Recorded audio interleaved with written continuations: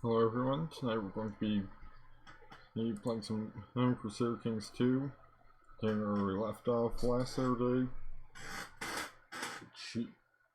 Because we're getting close to the end of August, we have a lot of time to get through and not a lot of time to get through it, as I'm going to have at most like 8 hours tonight for streaming, and got a total of 413 in-game years to get through. We're going to get to 1444 before the release of CK3. Gonna try and start as early as I can next Saturday. Got first to resolve this war with Corsica, with Sardinia and Corsica.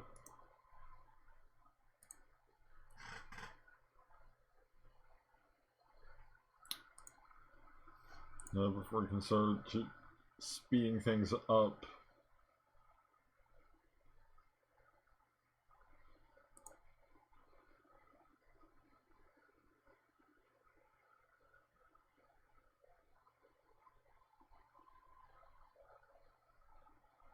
I've got all of my vassals in on this war already.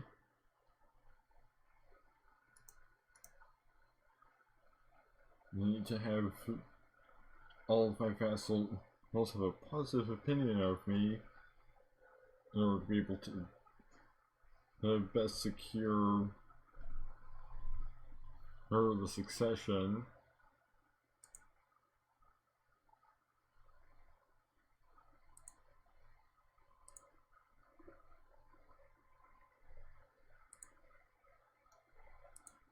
And if any of my vassals have a negative opinion of me, then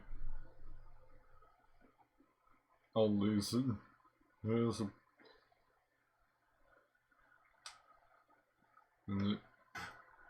my ability to. Oh, and of course another asshole has to come and start a war with me.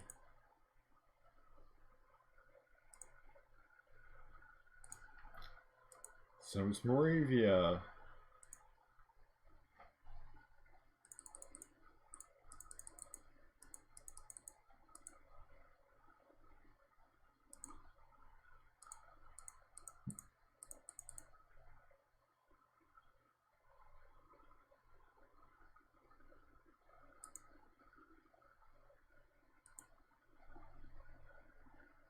I have doubts about getting through that for at least 206 next in-game years tonight, because for one thing, started late enough that I've only got a max of about 3 hours to do it in, and there keep being wars declared on me, so because I needed to be at a speed reasonable for me to manage that, I have to keep the speed fairly low until we're at peace. At least we're winning.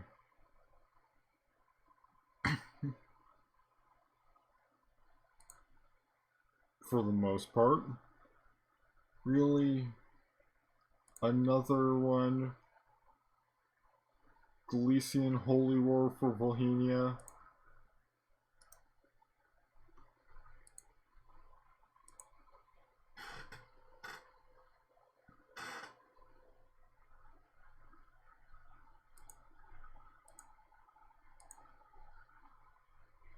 Probably just gonna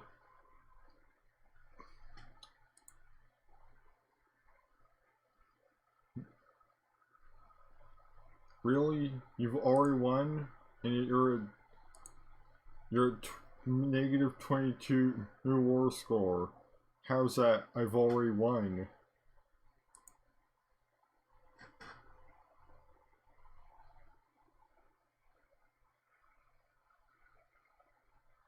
Well, so try and get white peace where we can. I doubt we're going to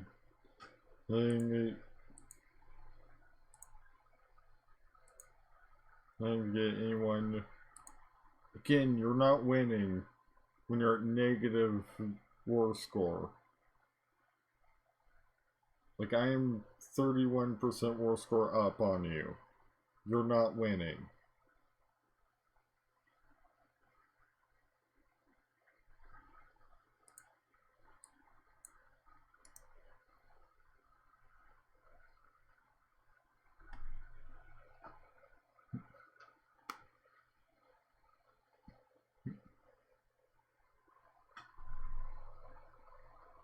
And now Pannonia is coming for me. I'm surprised they're even still around at this point. I figured they had been fully absorbed into Bulgaria or something.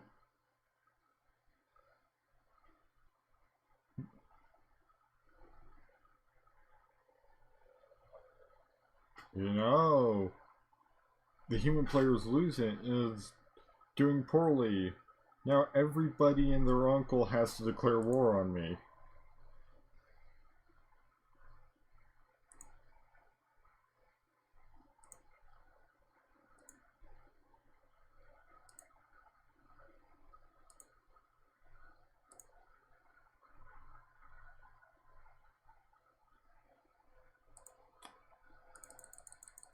Fortunately, I don't think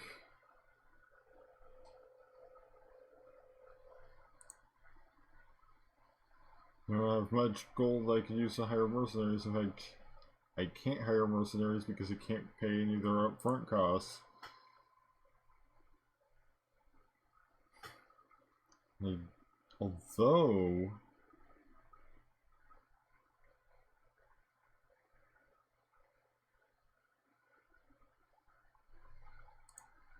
it looks like I can bring in the chosen for Kima, so that is just as soon as I get 4 more piety. So in a few months, I might be able to bring in some reinforcements.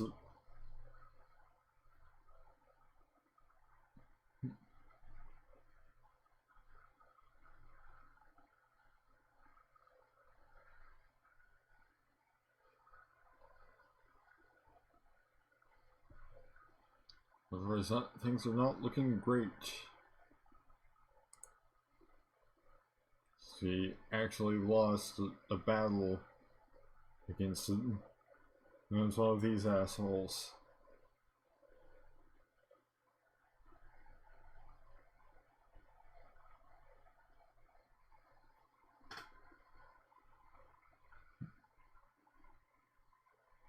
Like, just as soon as I can get that last bit of piety, I'll be able to hire a good 7,000 troops to come join.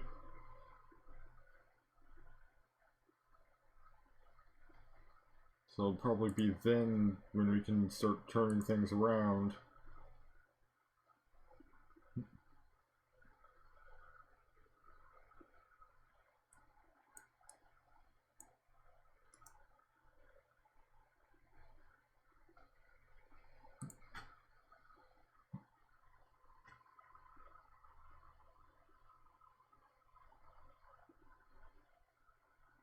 I mean, it's mostly this one stack over here that's really super threatening.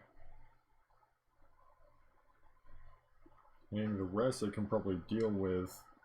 Other than that, now to any sort of divine intervention.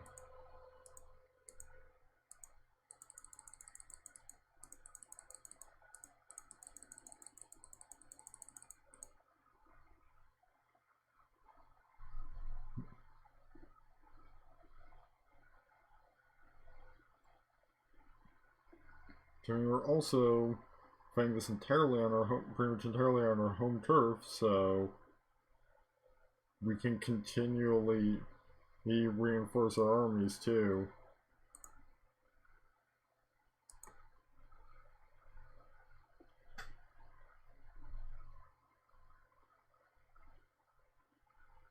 You know, this is also making it that much harder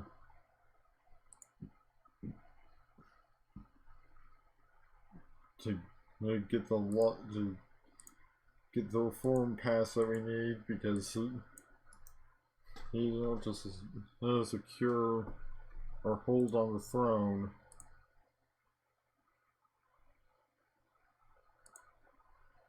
Alright, there's one less.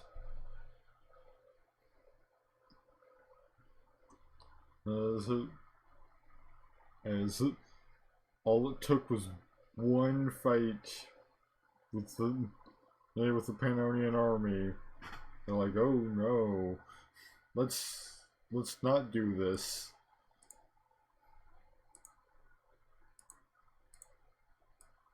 And they're finally accepted white peace.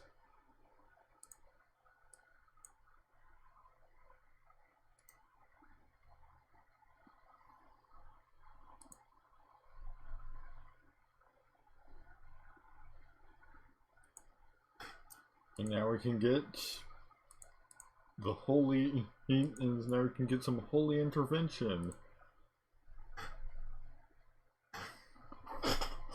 Just in time for the County of Rocklaw to join in.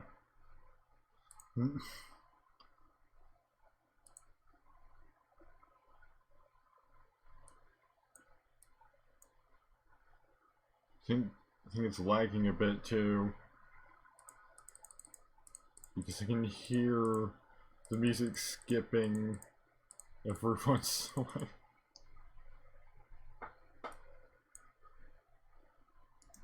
But hey, now we've got a good 14,000 troops at our disposal.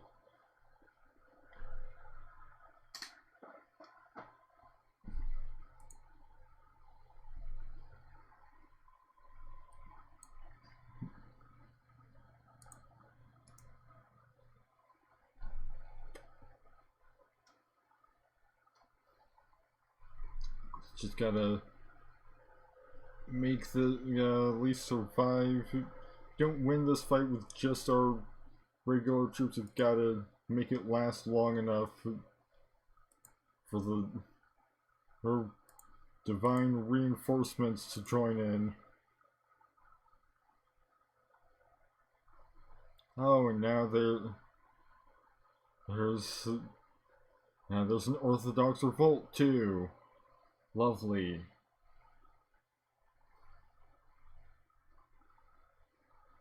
Just what I want right now.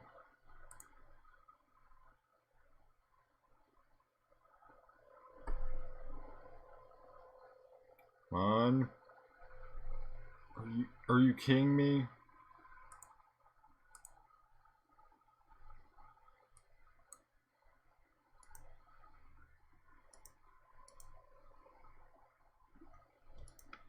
You're supposed to be the ones that saved me from this situation.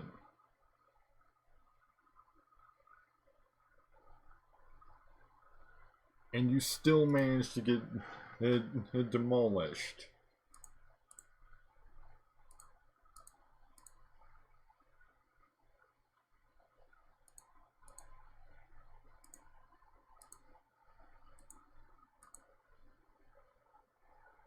I need new chancellor.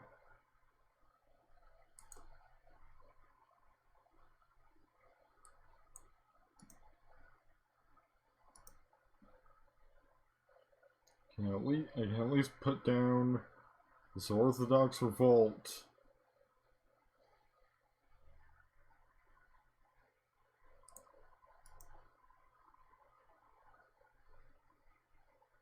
If And if these guys don't join in, so at least the Orthodox revolt is gone. Let's to get all our forces all together, and let's crush this stack once and for all, hopefully.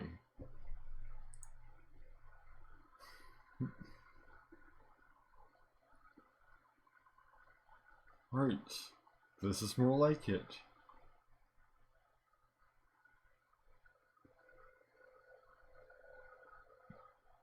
This is what I expected to happen when I brought the Holy Order in.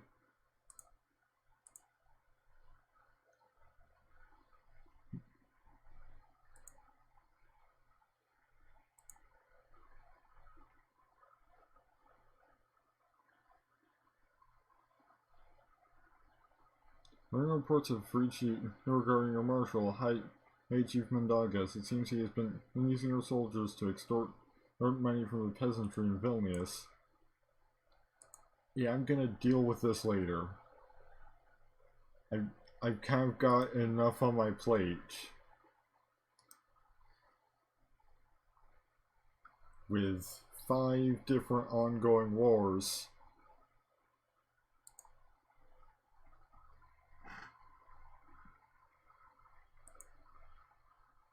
And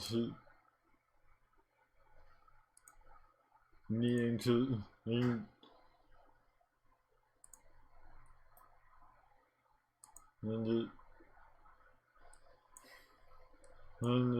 need to be at peace so that I can reform our laws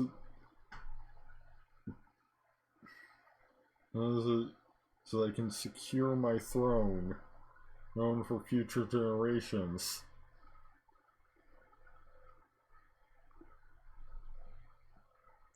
Well, that's kind of part of why I'm not, at least assuming that, for instance, this child is not a son. Because if I could just get a son, that solves that problem right there.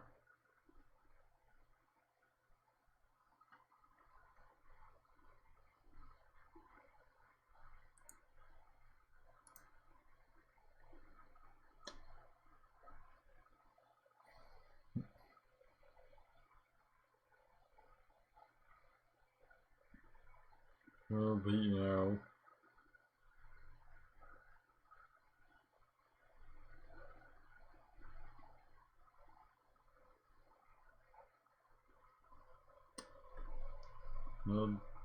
we won't know whether it's a prince or a princess until they're here.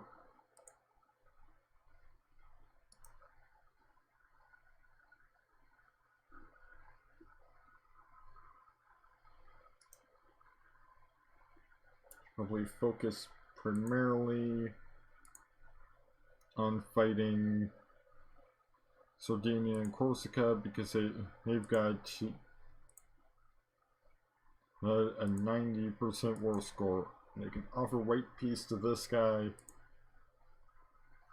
and have him accept it, so I'm gonna do that real quick. Right down to 4 for the time being. You know, assuming nobody else decides to start another war with me.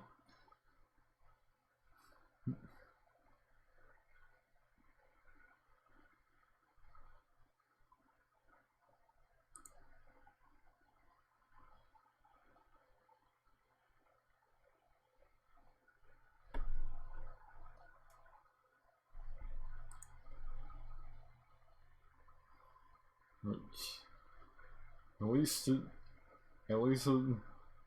Sardinia and Corsican forces are pretty weak at this point.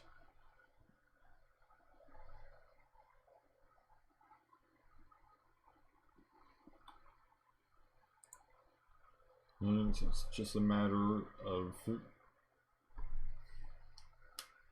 of getting rid of some of their occupations. Oh, they've apparently got 7,000 over there. Never mind. And what I said about their forces being weak right now.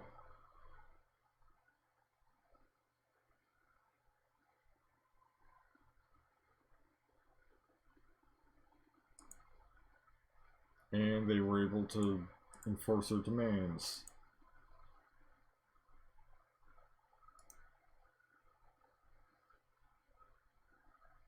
Well, hey, at least now I don't have to deal with that like 7,000 troops. Instead, they just own Upper Silesia and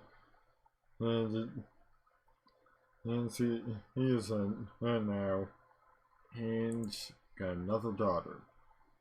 So, still need to make that reform work. I'm gonna fix the whole title loss on succession situation.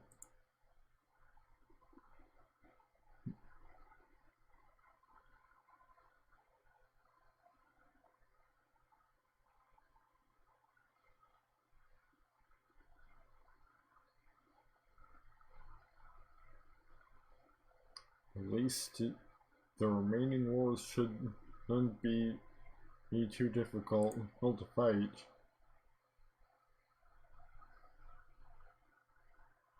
I mean, one's just a random count. I'm pretty sure. Oh, technically he's a prince, but like all actual landed titles wise, he's just a count.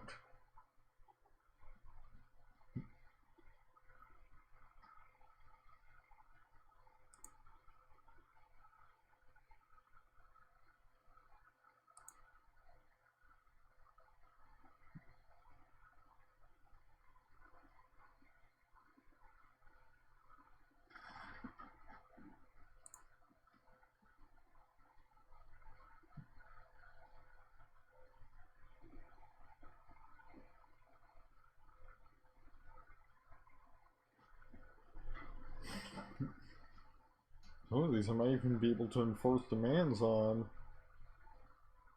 Because I mean, they're all pretty weak.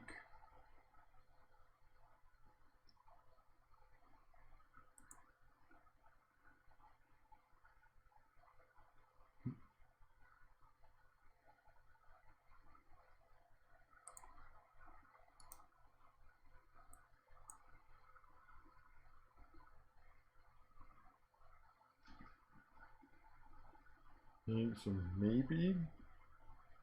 Granted, I'm pretty sure that just means getting prestige, or maybe they'll lose out on claims.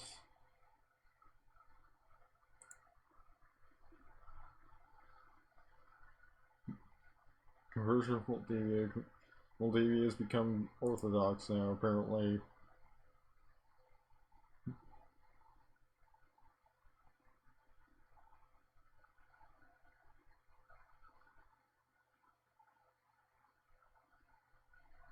Honestly, I'll probably just aim for white peace, because I just want to get this over as quickly as I can.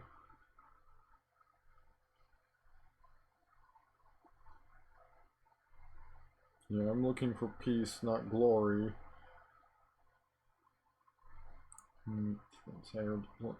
Okay, so use my martial skills to try and impress this guy.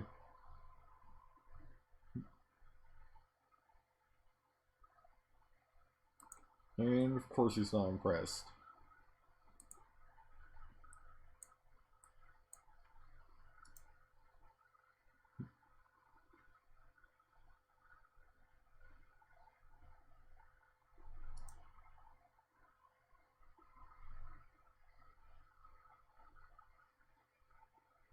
Gotta try and take these guys out.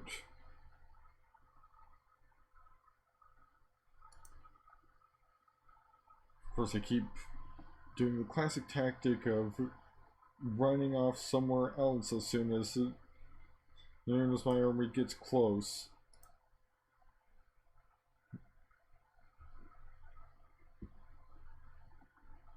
Right, good. Some of my vassals are dealing with enemy occupations elsewhere.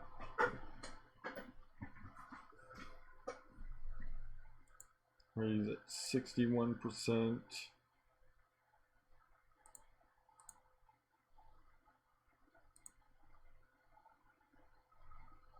I think I'll push him a little bit more.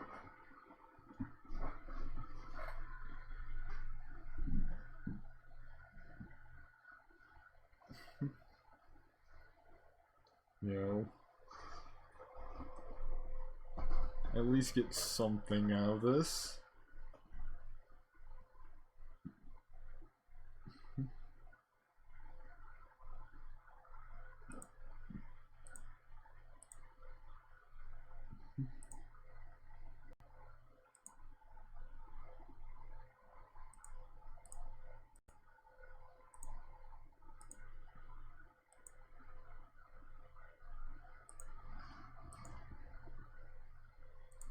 A new court chaplain. You know, just have the leader of the entire religion do it.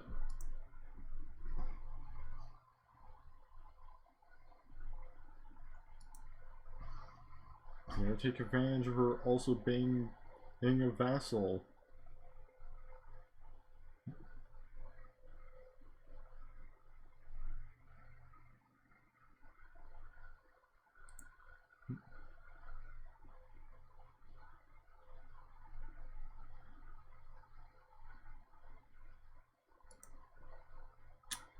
Alright, break it up.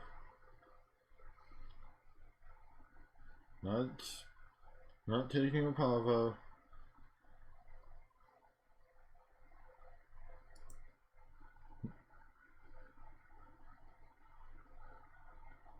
In fact, I'm just gonna head on over here. Just try and follow this one small army.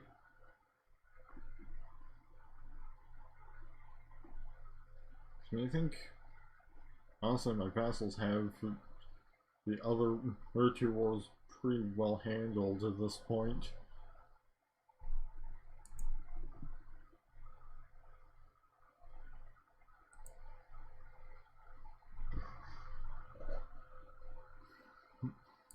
I become a scholar.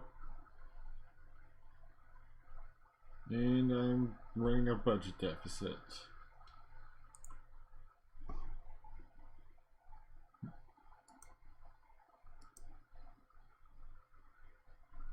Hey, I mean,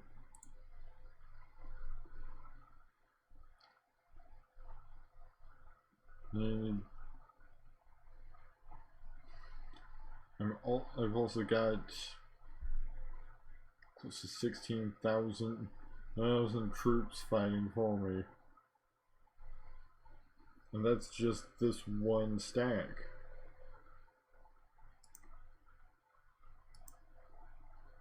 Yeah, that's not even counting the vassal armies out part of it.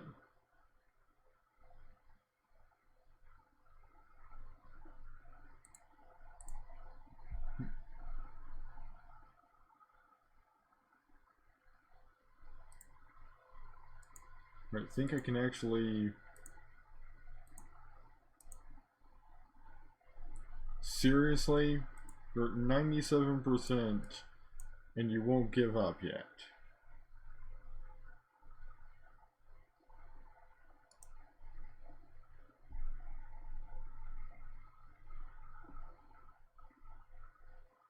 You can really feel the lag now.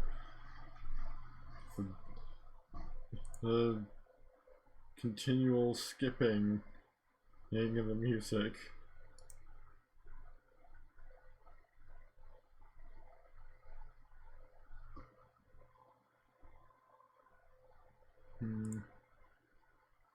see. Best stat is.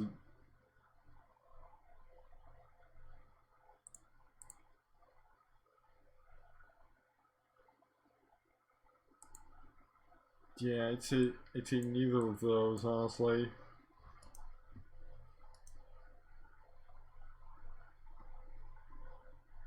Because I mean, both of them. Both of them, none of us is not gonna be great at it.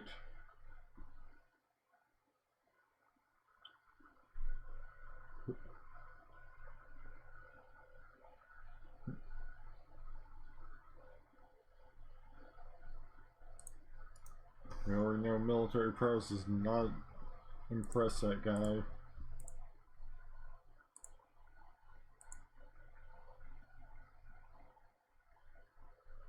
Which also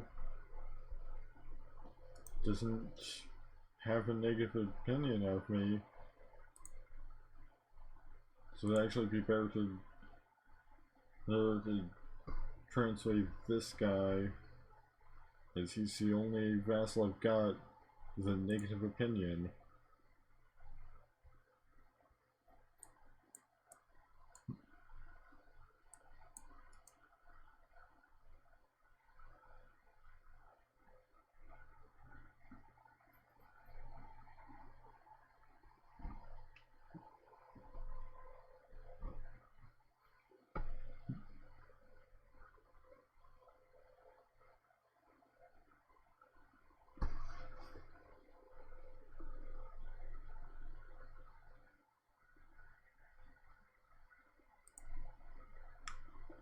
Just gotta.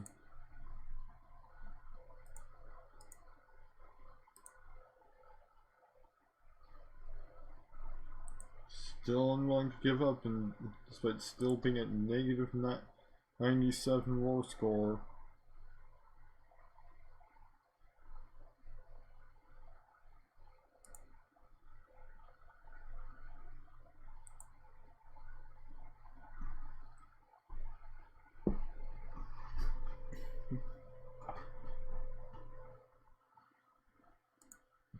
Or he's at negative 100% war score.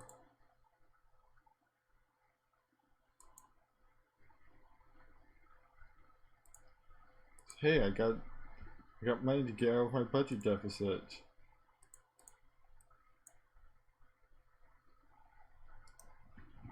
I've just got to deal with these last couple wars.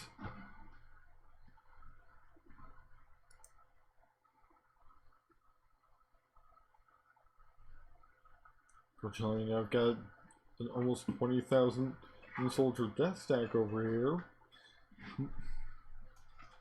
So it's just a matter of getting to the enemy army. At this point.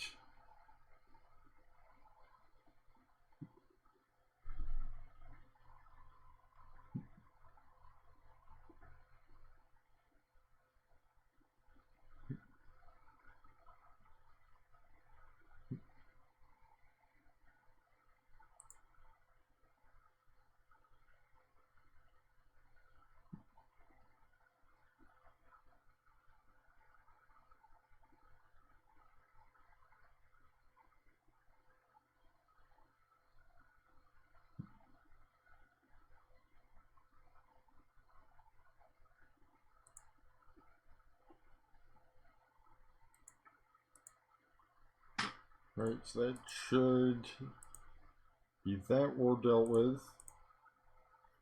Yep, can at least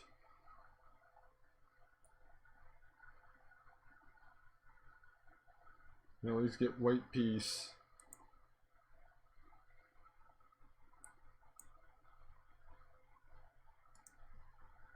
Just leave Flat Gale.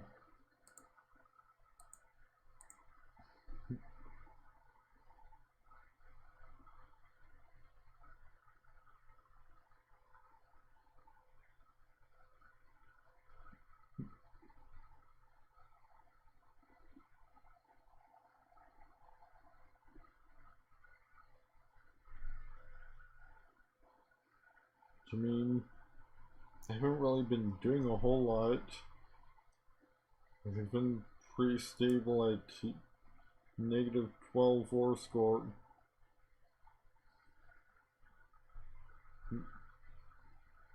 For most of this time.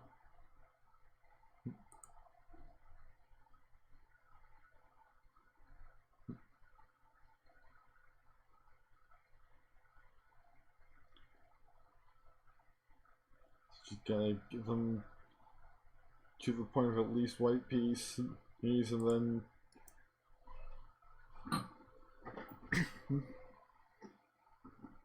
we can start in on it. See, which all I have to do is do a good job. All I have to do is impress him once.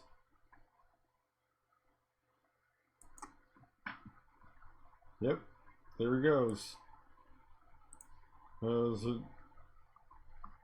Now all I have to do pretty much is just to finish up this war. And there we go. War with that Gale finished up as soon as they accept my offer of white peace.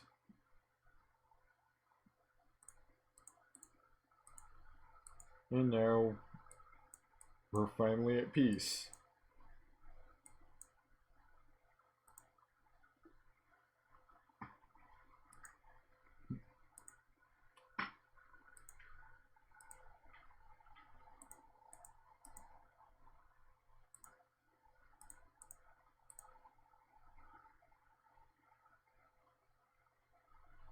Oh, somebody still may...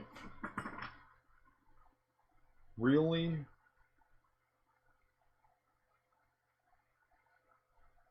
All of my vassals literally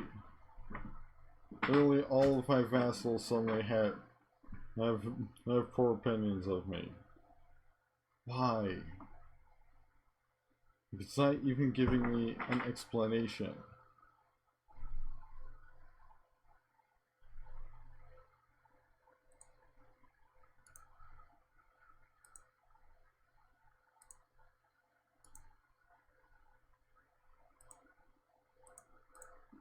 And as to why, literally all of my vassals suddenly hate me again.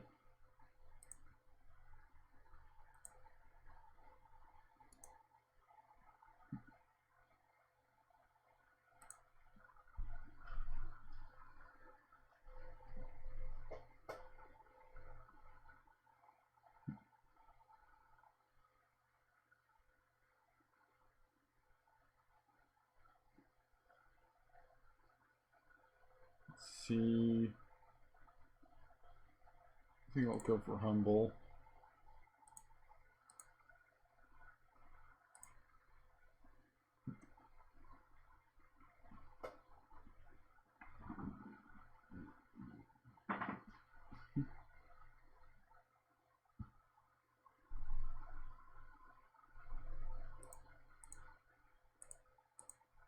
Let's see, so anywhere I can put some of these powerful vassals that are apparently not on the council onto the council. Literally nowhere, because there are too many.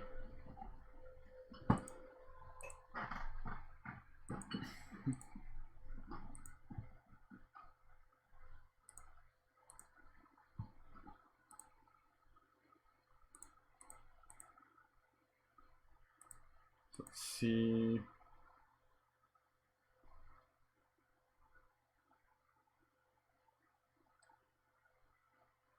Most of them can't really even do a whole lot about the actual sources of their problems.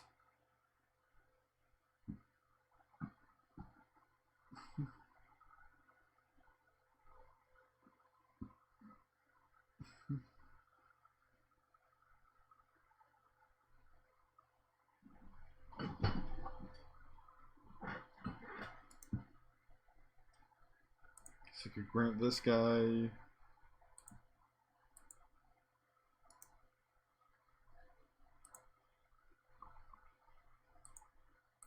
So I can grant these two the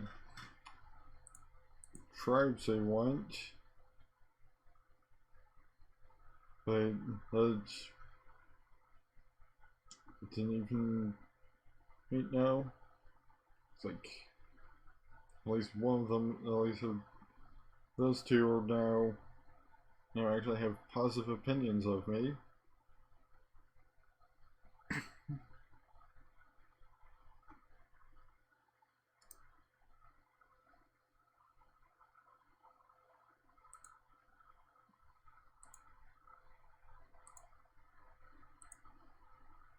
Okay.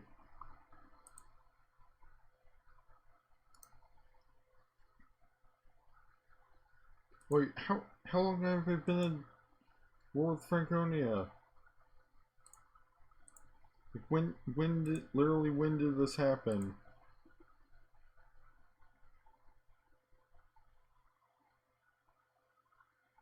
Oh, that's why all of my vassals suddenly hated me. It's because I was no longer defending against foreigners.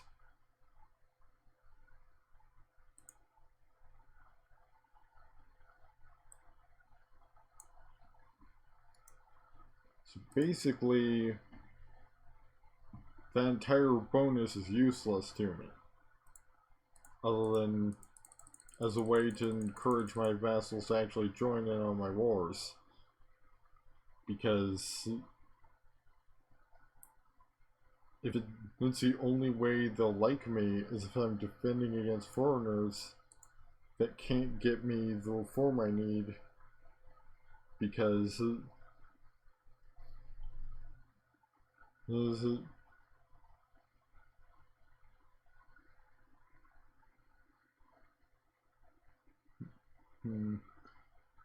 Regis wanted to learn to whistle. After trying for a while, he asked me, "How come you can do it?" "It's easy, you can do it." High chance of getting brooding, low chance of getting timid. He's become brooding.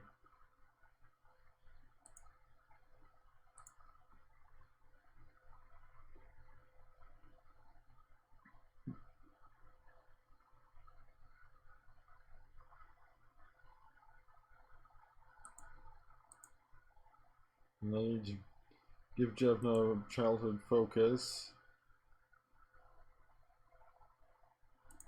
She can go into thrift.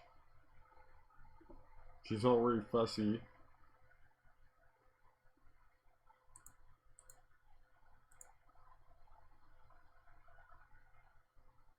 Oh, now Bavaria is also joining in on this war that I completely missed getting declared.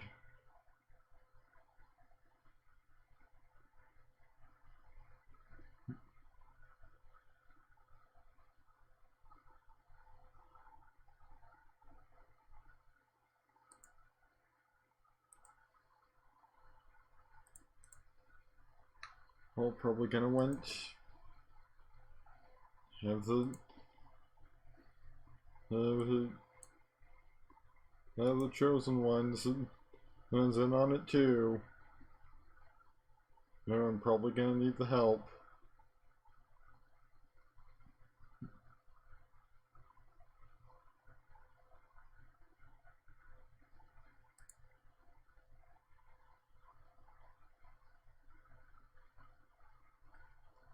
It's just a matter of waiting for all my troops to file into the actual battlefield.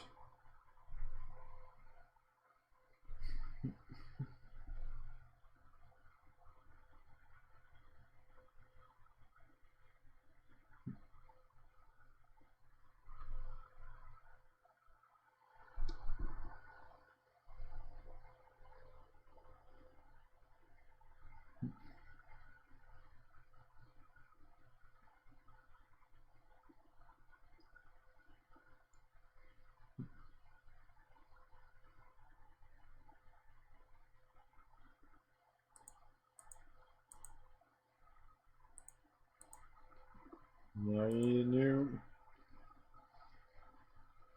Right. This guy can finally get his wish to be on the council.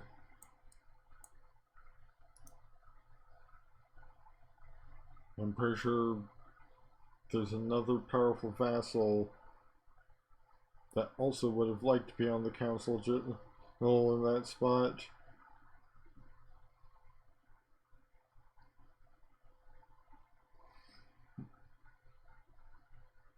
It depends on how spread out the inheritance from that guy's death ended up being.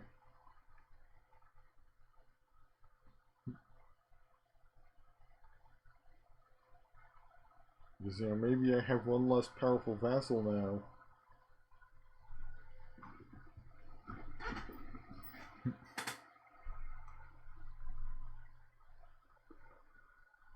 Because if his titles were sufficiently spread out out after his death, then his successor will not be counted as a powerful vassal.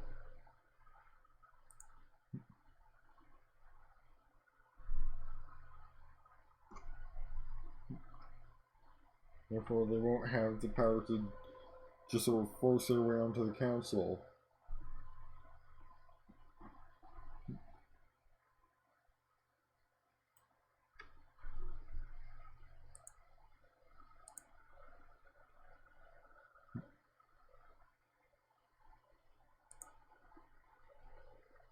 All through, you know, being able to basically hold my best as hope to be able to secure the succession of my throne, known to my actual successor,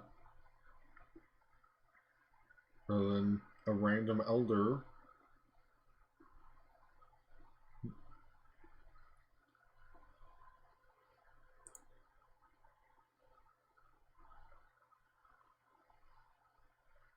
I probably need to deal with that almost 10,000 stack pretty quickly. They're at a disadvantage due to the terrain. Wait, now they're apparently at an advantage. Never mind.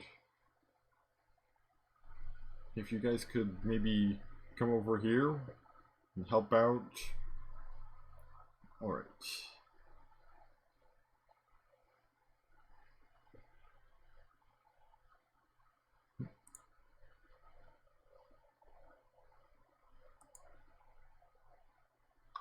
Oh, that one battle brought us back to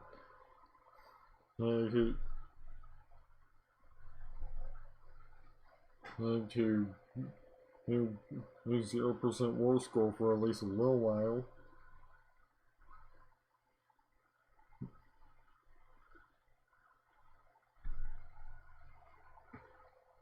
Do you believe this might be the war goal? Because that's just because they are also occupying down here.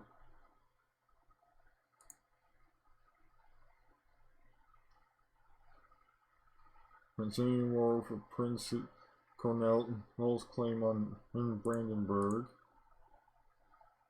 Yep, this is in fact the war goal. All right here. As it's Brandenburg.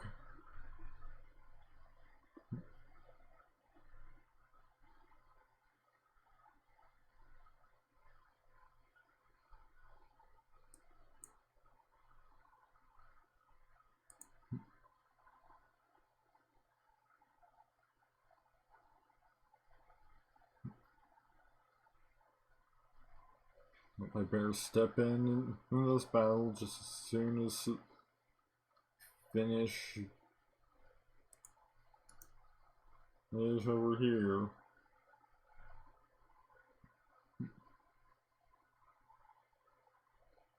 So mounting another big stack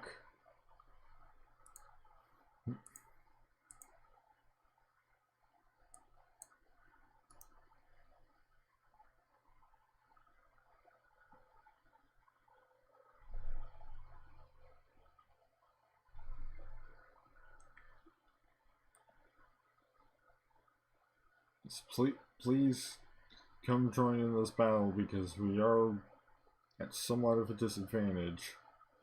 Not much of one because as we do outnumber them by about twice as much, but still got that terrain disadvantage.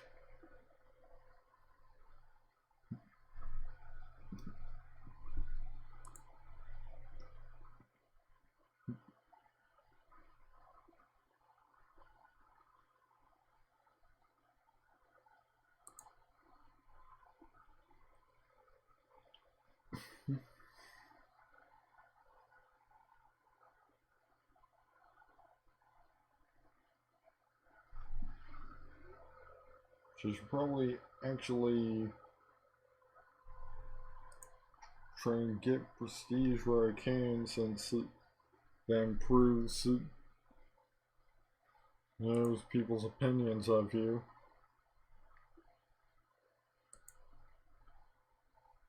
So we've got almost 1,000.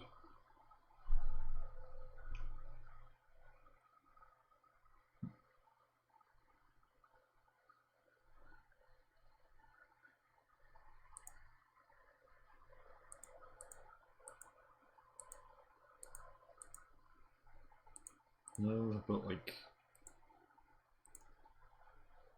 I'm sure none of most of my facets still are gonna hate me just as soon as this war is over. In fact, one of them hates me even during the war because he wants to see on the council.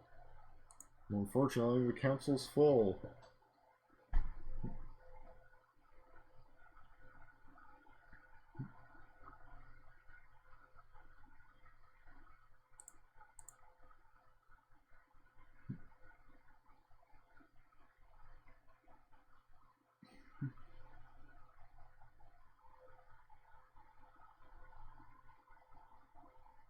Let's see, cried the thief when Jeff confronted him and accused him of being a robber.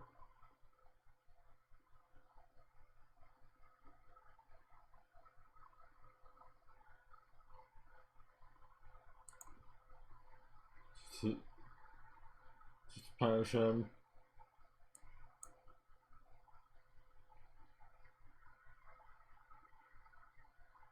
What's Bulgaria doing here?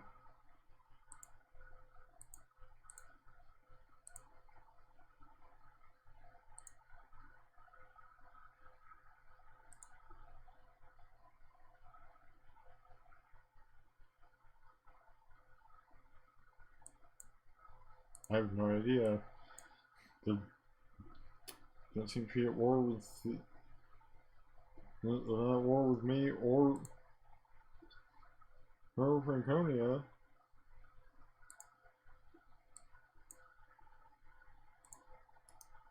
Looks like they've got business over here.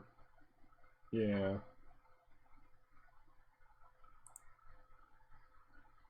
Oh, this is actually independent territory. It's not part of Franconia at all despite being the same color.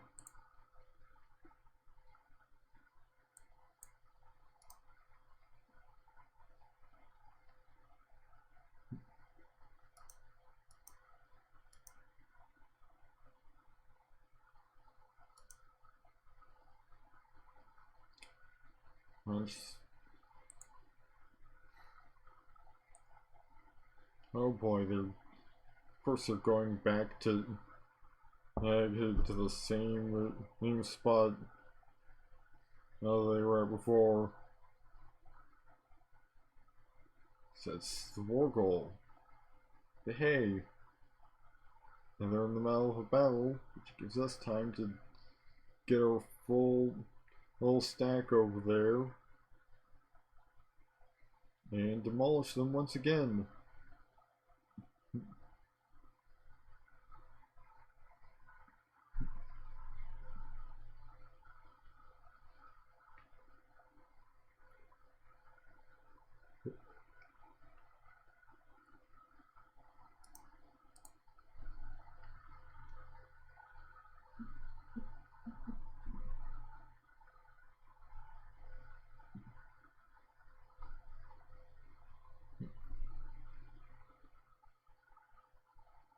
And they're 56% war score.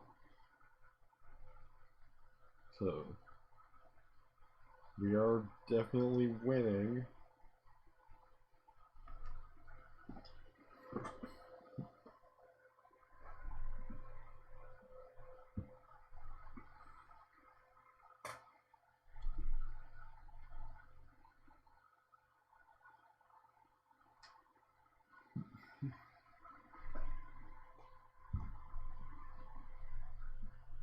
But you know, all these wars make it that much harder to actually get closer to 1444.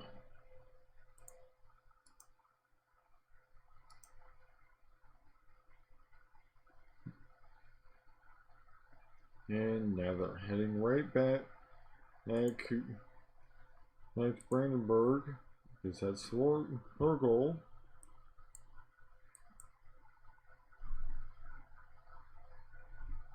So naturally, as soon as they get their forces is ready to fight again, and spontaneously, I think part of territory just got inherited by somebody in Sardinia and Corsica.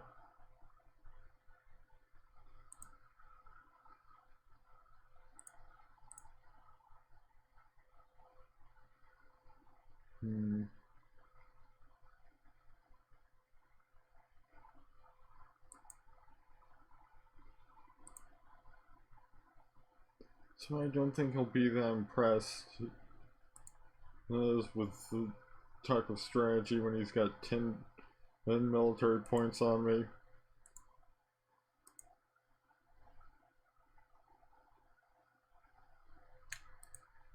I'm gonna keep going until, well, I can enforce demands. Tiffany grows more beautiful every day. I had my doubts at first, but now I cannot deny it any longer.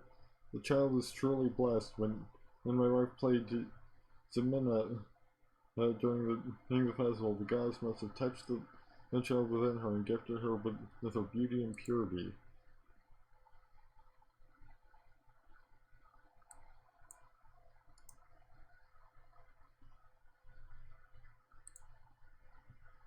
A little more motivation to train, get that reform. Learn to allow my daughter to take the throne after me.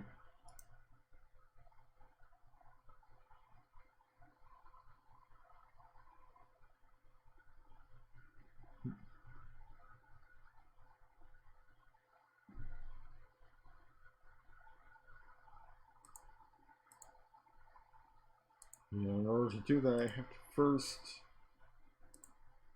not be hated by basically all of my vassals.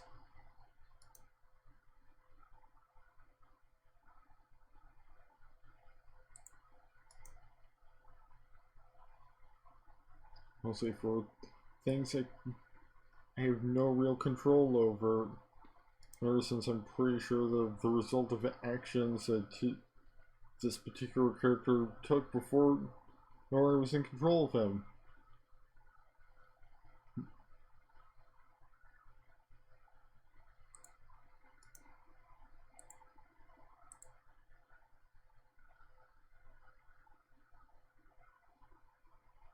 Well, you're 100% war score. Surely. Right, force demands.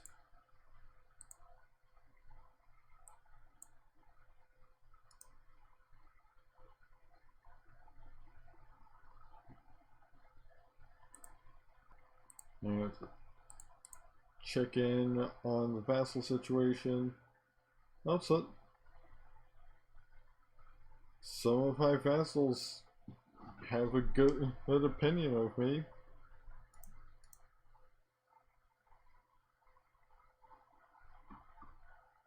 The others, I can just send some gifts their way.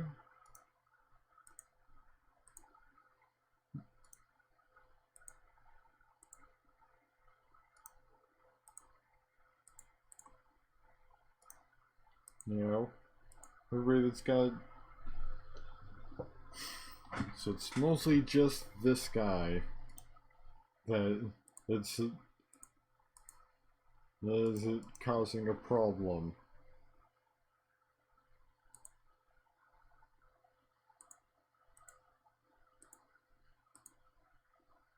You know, he can be the champion.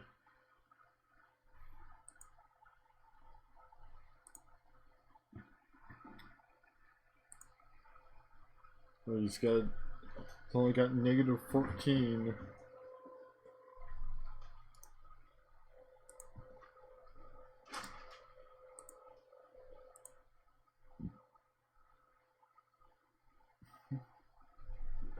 Oh, and apparently some of my vassals are fighting each other as well.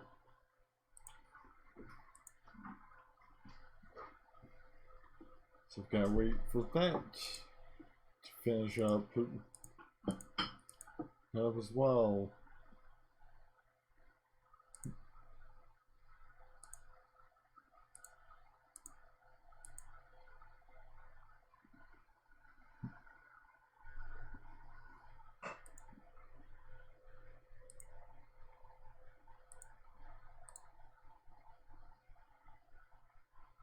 Oh, and suddenly this guy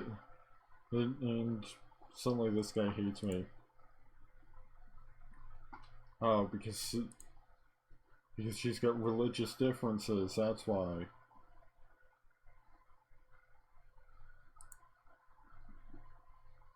Clearly I need to do some proselytizing.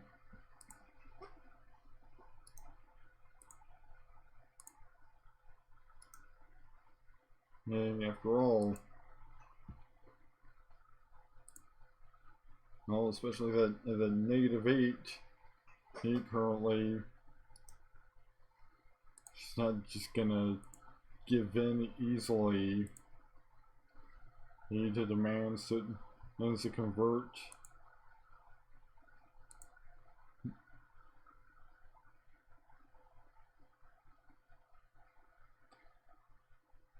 At least I'm almost got everybody you know, cool with me. I've ruled for at least 10 years, so just gotta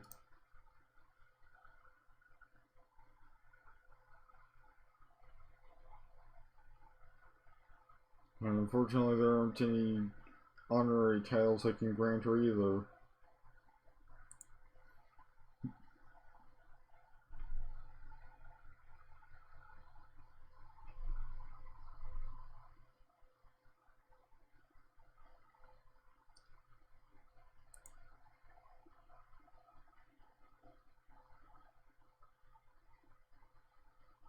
Apparently I've got Prince Cornelio Franconia in my prison.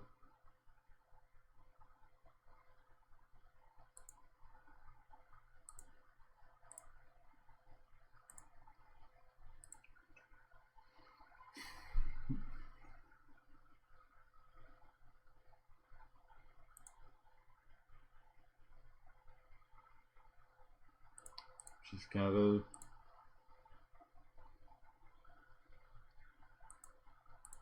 prove these two vassals' opinions of me by a little bit more than or indeed.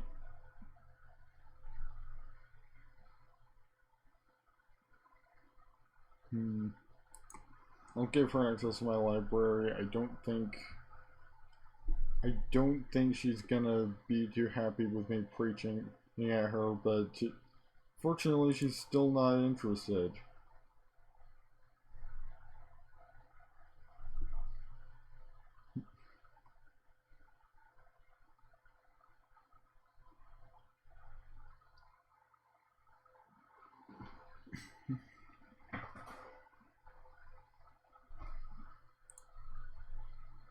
Well, I mean, she's also currently at war with Scalva, so depending on how she's revolting against the rule of High Chief Vincenti of Scalva, so she might not be my direct vassal for much longer.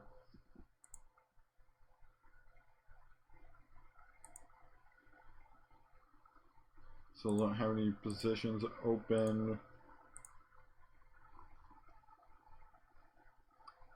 Then for this guy, I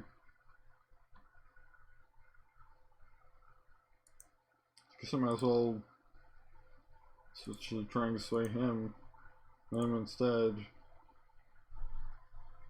Because just as soon as Hamid most likely loses this war, not only will she not be my direct vassal anymore, but there will no longer be any fighting between my vassals.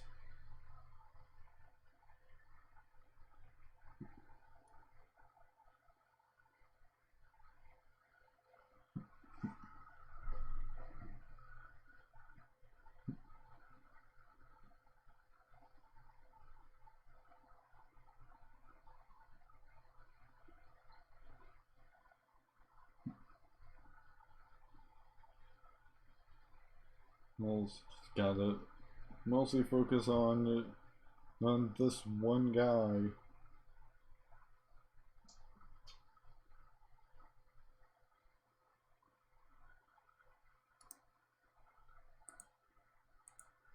We can award him a nice honorary title. Maybe Master of the Blade.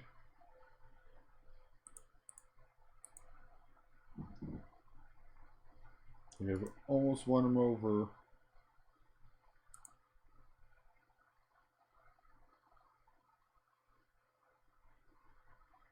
We don't give him any chiefdoms.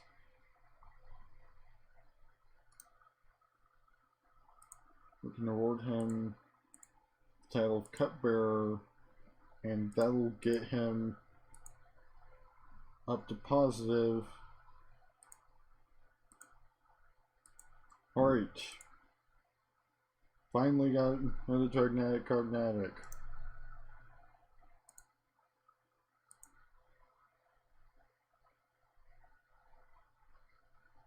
So now I can nominate Jevna at last. Or literally all of the elders.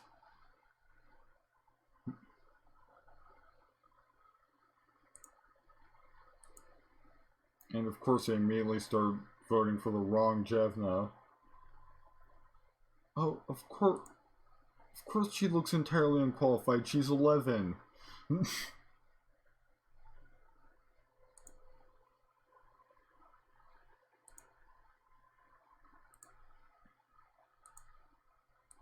So no wonder she looks unqualified.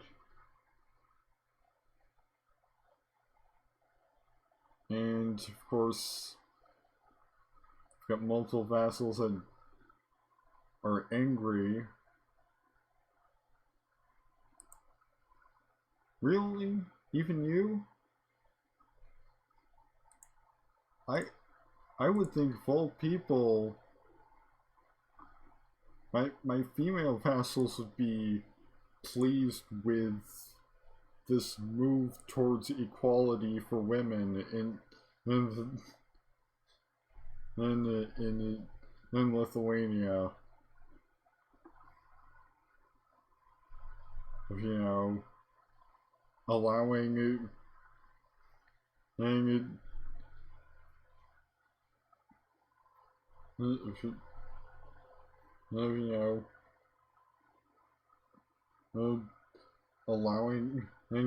know, allowing women to inherit the throne of Lithuania.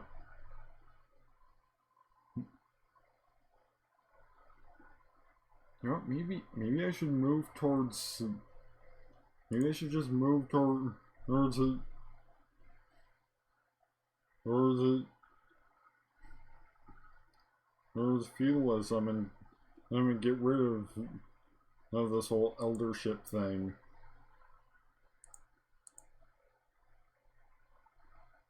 Granted, in order to do that, I also need my vassals to be on board with be on board with changing succession laws as a second time. Which, I mean, since I've previously changed the succession law, I have to wait until my next ruler anyway. So that's nothing King Dragila is gonna be doing, at least. I'd say he can lead armies now because I'm not gonna lose the title upon succession at the very least, even if my preferred heir is not the one that gets it's a throne.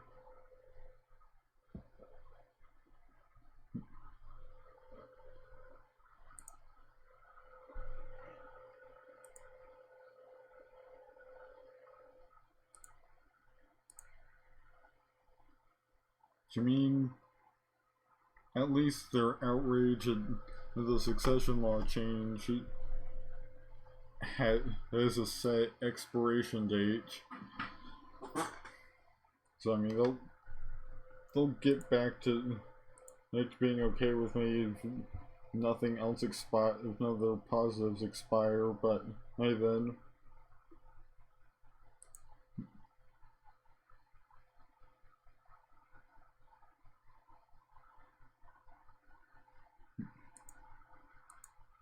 Right.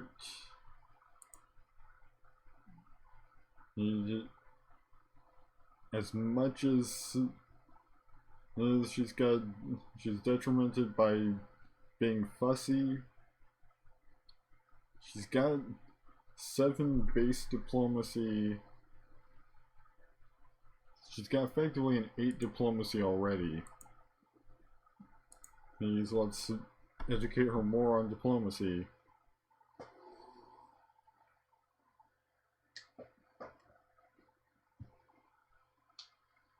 Then maybe once he's an adult, the votes will start swinging her way.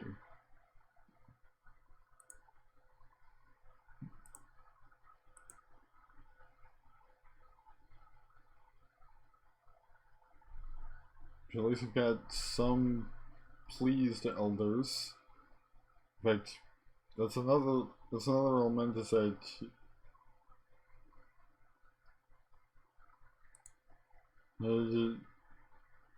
Some of these elders are mostly just like, yeah, this guy is just spiteful. Well, for instance, like, most of his poor opinion of me is because I'm stubborn and arbitrary, and he's envious.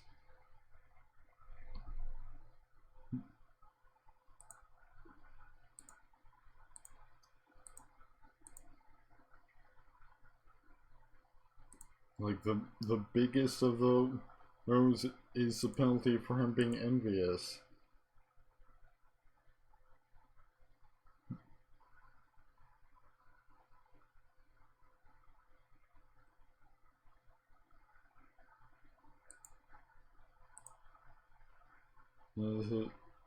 Just gotta... Probably won't worry too much about it until...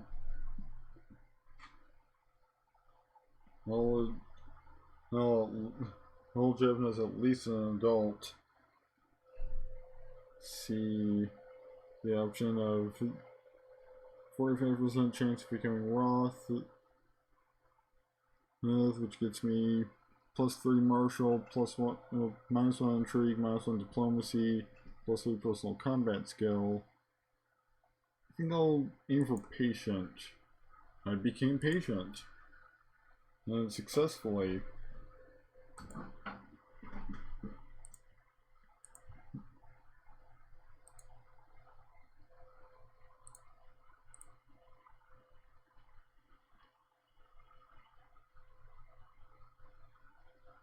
To mean,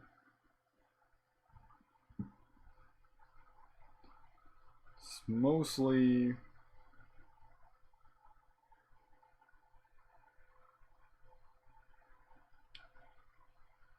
it's mostly just because she's a child that a lot of these elders are against her.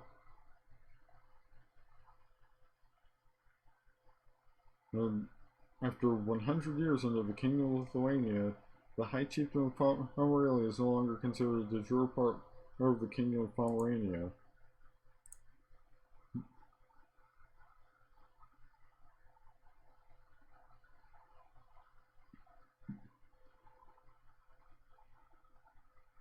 What titles can we create? Just Kingdom of Poland.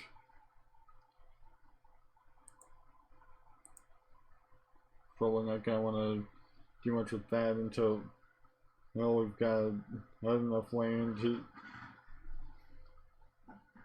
create the Windish Empire. Of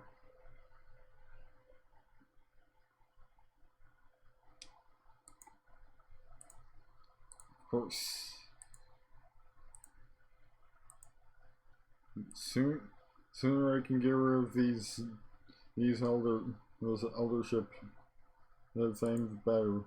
And there we go. Now votes are moving towards Jevna from the other Jevna.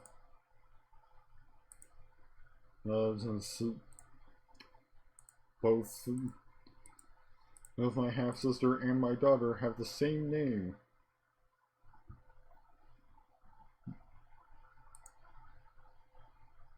And that was just these two that decided that she looks entirely unqualified.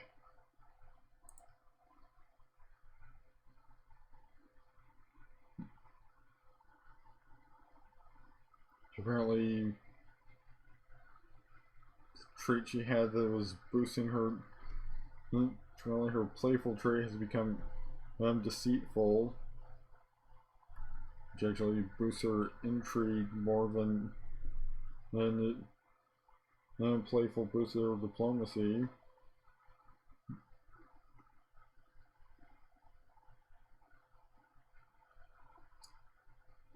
Where are the Pannonians on my land now? Oh, Grodno's fighting them for some reason. They're probably not going to do super well, seeing as how they don't have the backing of the crown. Less interesting, at some point Bulgaria became East Francia out of nowhere.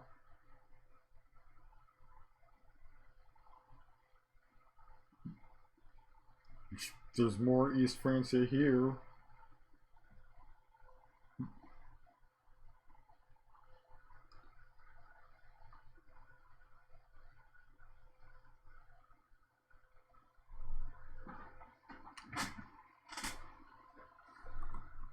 Oh, now it's all the Holy Roman Empire. Well, that's certainly gonna make EU4 interesting. Having the HRE be predominantly in like Eastern Europe rather than its usual place is over here.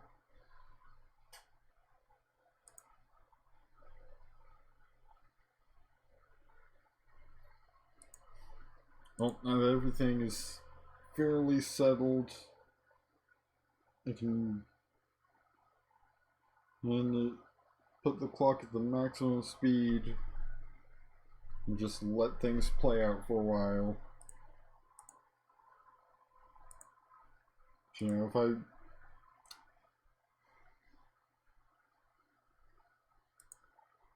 no, I've only got so long, and oh, my other child lacks a childhood focus. She can go into third since she's got decent stewardship, I guess.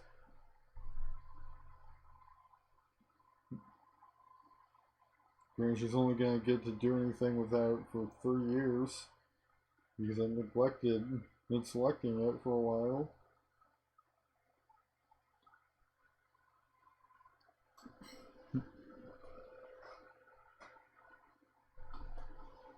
We're almost to the last 400-year stretch.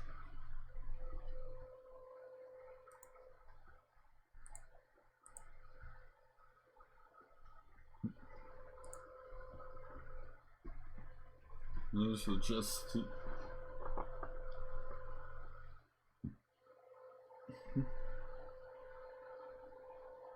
I think something just got inherited or something. Because pretty sure somebody just gained a title somewhere. Or among my vassals.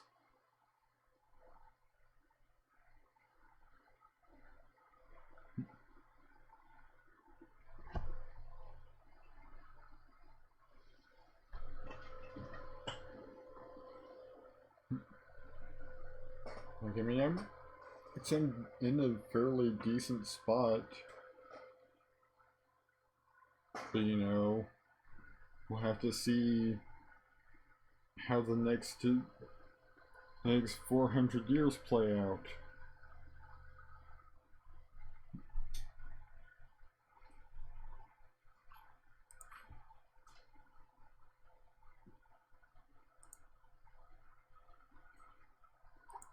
See. Nah. Especially... Oh, actually, maybe I will.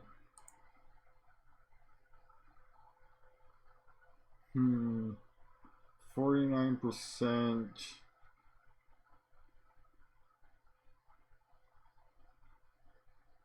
I only got 1.5K. And no allies.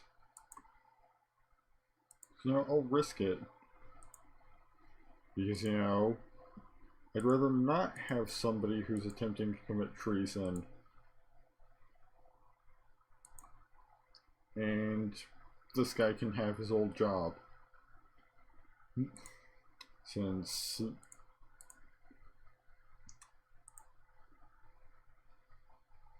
Yeah, I'd rather not have somebody fabricating a claim on the Kingdom of Lithuania right now.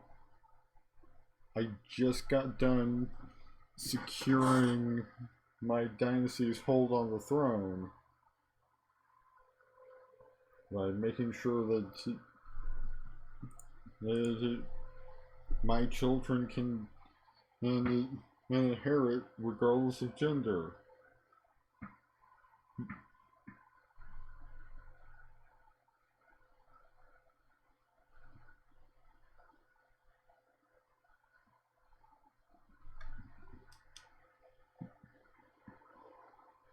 Probably check and see if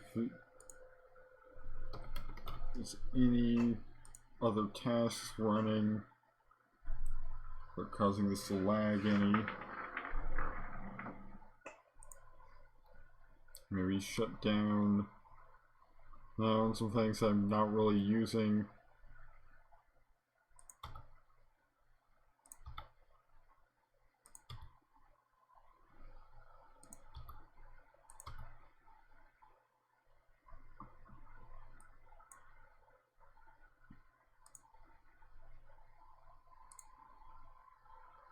There we go. Things are a little less laggy. The Knights Templar, a new Christian military order, has founded a small group of wealthy.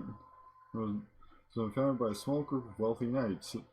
the poor fellow soldiers of Christ and of the Temple of Solomon, or the Knights Templar for short, have sworn to protect pilgrims traveling through the Holy Land.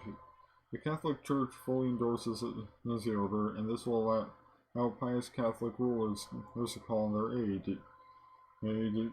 They will only fight against heretics and infidels. Doesn't really concern me. As if having to regularly deal with their name prattling is not enough, Saul has been tormenting me from some time now about the necessary of sharing my responsibilities as king with one for those spineless sycophants.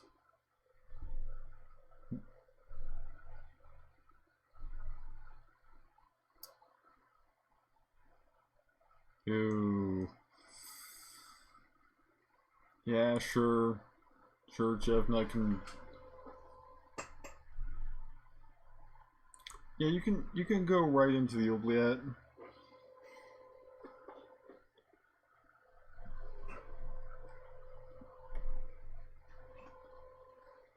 Like you're the one that I thought was a brilliant idea to plot to make a claim on my kingdom, so you can rot.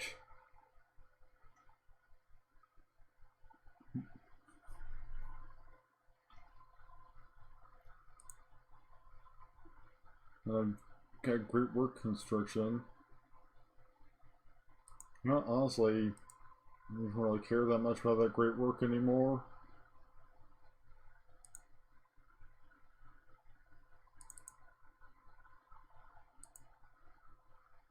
Let's see.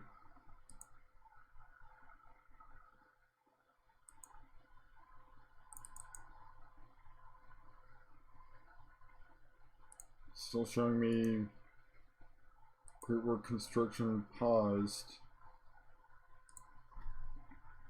I think that's probably just a glitch because it wasn't expecting me to just cancel the construction of the current another thing. The vassal chieftain, Miss Jevna, has expressed dissatisfaction with your choice of advisors. She claims that she is more qualified than the majority of her council and that she would make an excellent marshal. Although she would be a controversial choice, however. You're not even more qualified than my existing marshal. After years of careful planning, Omid von Kurz from the court of High Chief Vladislav of India has raised a large army of exiles, mercenaries, and hopefuls, regarding his intention to press his claim by force. His claim on what? His claim on the chiefdom of below Ozero? Okay.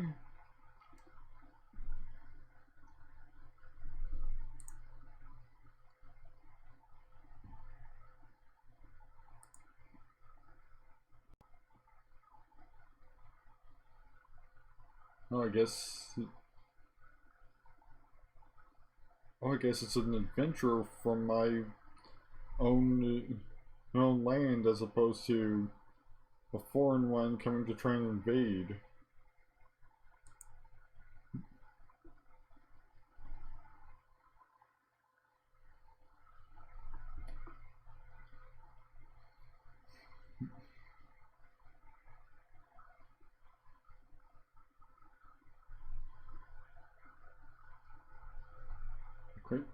Quite interesting how the Holy Roman Empire and his there turned out.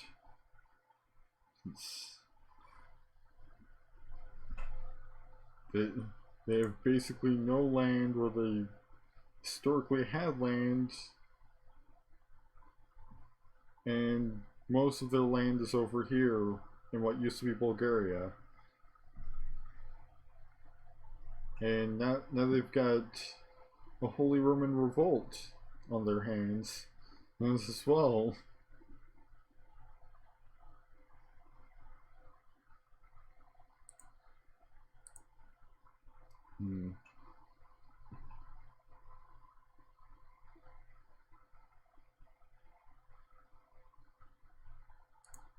I think I'll stay largely at peace.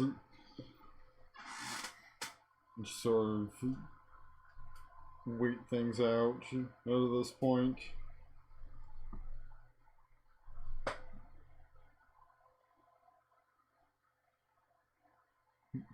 You know, maybe trying to expand through diplomacy as opposed to warfare.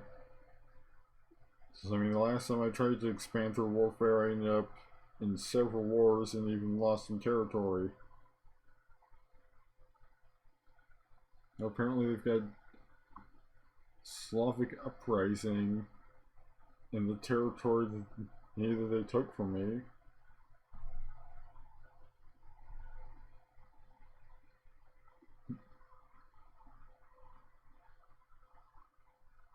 Still quite a bit of lag.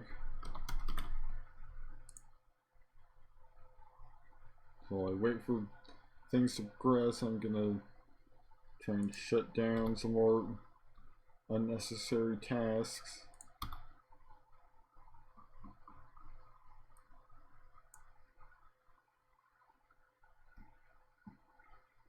Ooh.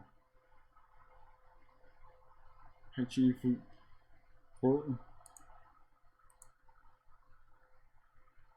Oh, that's one of my guys.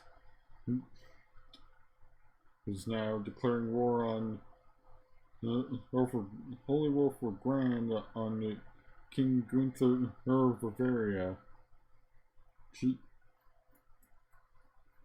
There's also no potential for another Great Holy War or sometime in the next few decades. Granted, still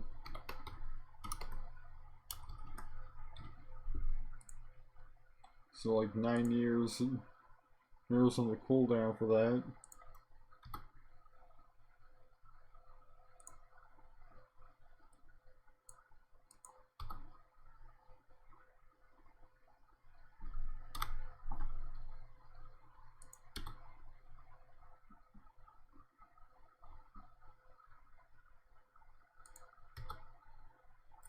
Like I can probably trim down some of these unnecessary background processes from things I have running, and in the background, they aren't really doing a whole lot. You know.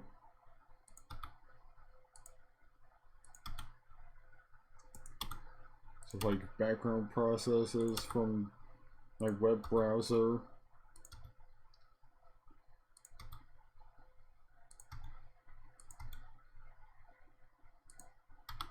Mostly just, oh, no, surely you want to have your extension still running even when your web browser isn't even open.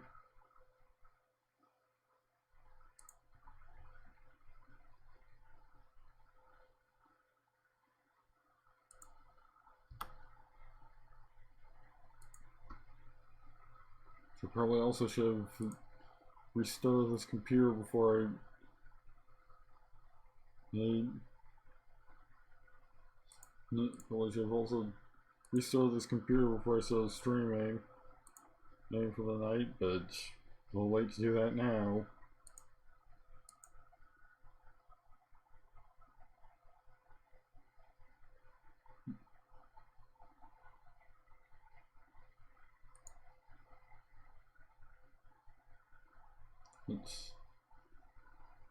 To me, honestly, these powerful vassals in my territory are doing a decent job at expanding the realm for me. So like, as long as they pick targets they can manage for their holy wars, and I can just let them do all the dirty work of fighting wars and taking territory.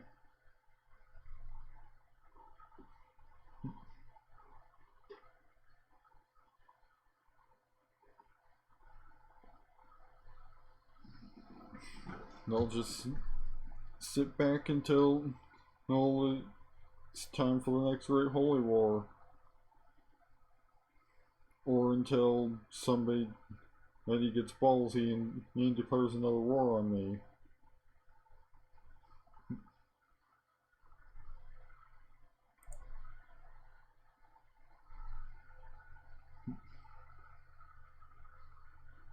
Like I still haven't made much progress towards 1444. Like, you know, still got a whole 198 in-game years to go.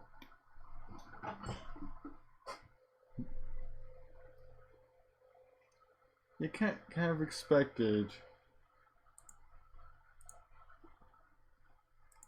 They have fulfilled my ambition to groom an heir.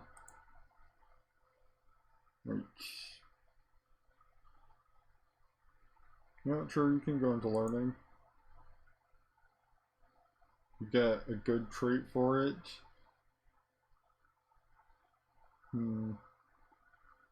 But her base stewardship is higher, so she can go into stewardship. So now I need a new ambition. I'll go for building a war chest.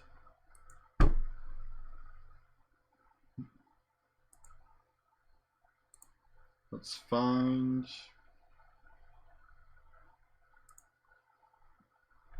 myself a son-in-law.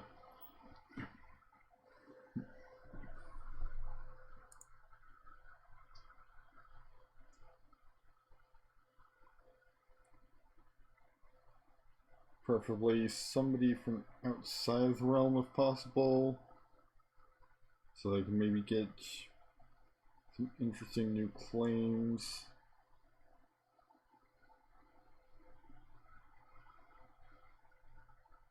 So most of the candidates are from somewhere within.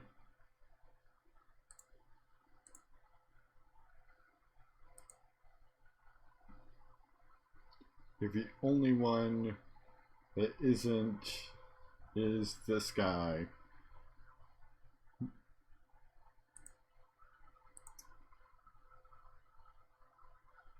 Mostly because there's not a lot of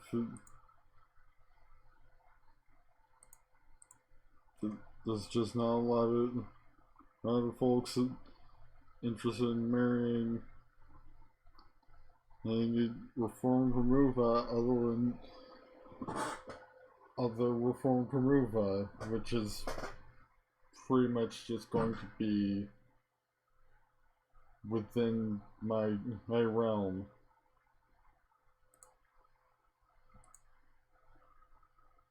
So I guess just the one with the best stats and maybe hereditary traits.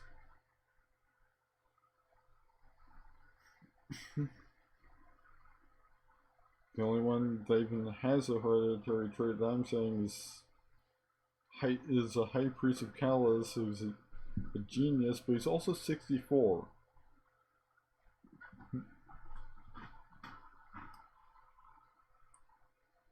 So, guess it's just best stats at this point.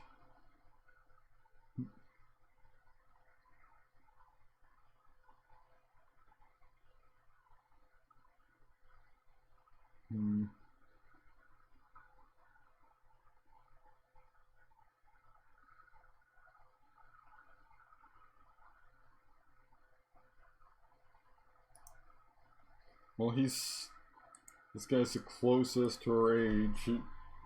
out of the ones available for matrilineal marriage. So, guess he's my son-in-law now.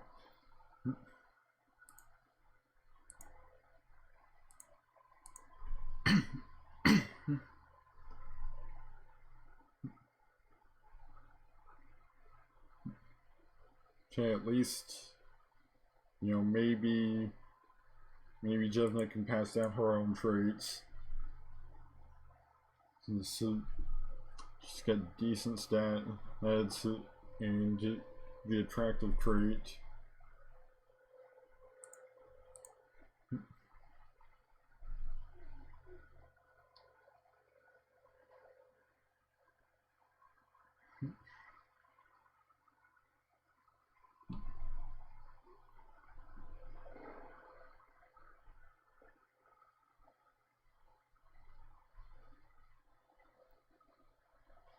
And I'm just waiting to see that. Oh, looks like Sardinia and Corsica are having a bit of difficulty. Say, as Bohemia has become its own independent entity.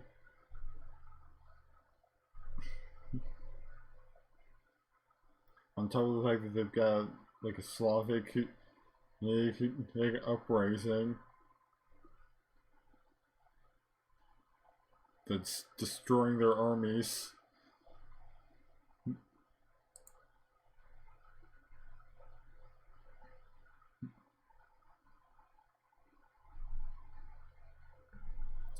And now I've got Peasant Revolt to deal with.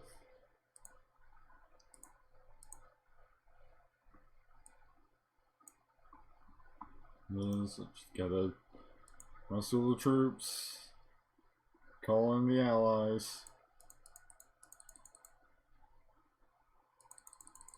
Well, at least some of them are willing to join.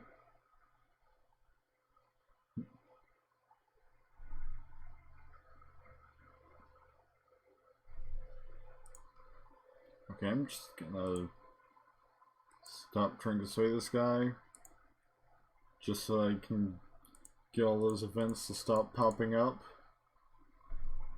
You know, they cause the game to pause, and I'm just trying to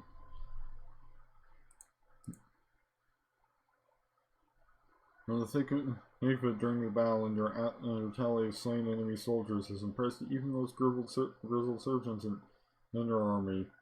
As you clean the blood splatter off your sword in the armor, the men cheer for you for the bravery you displayed in securing this victory.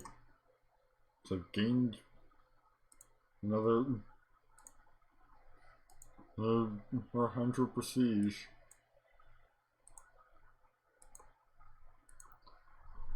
Now back to just waiting.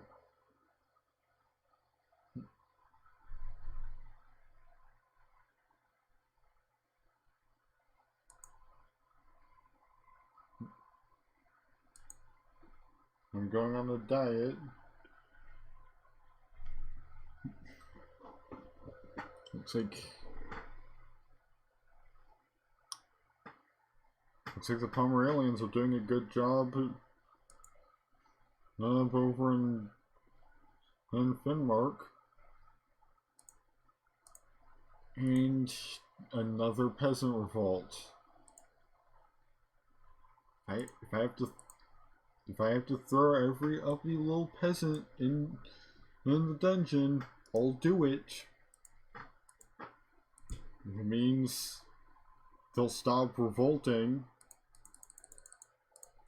for more than a couple years.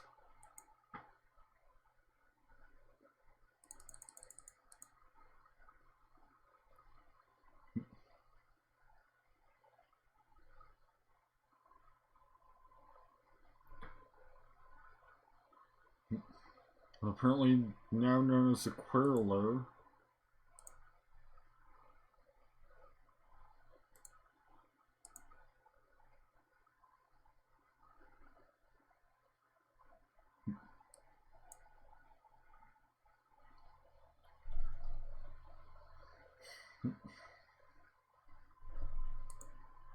Right. Don't really care that much about Chief Land into Scalovia.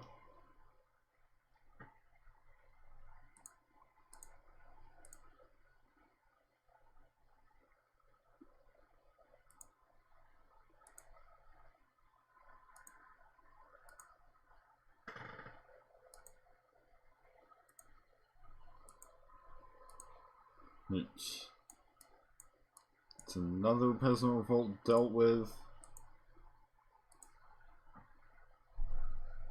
So back.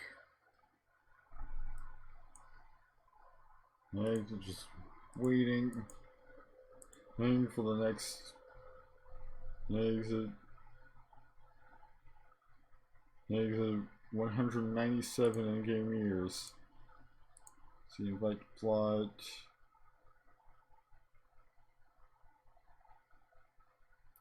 Nah, I like the High Chiefdom of Pomerelia and the hands it's in. They're doing a good job.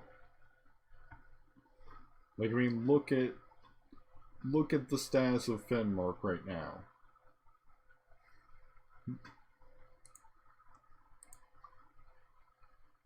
Now, Pomerelia is doing a good job.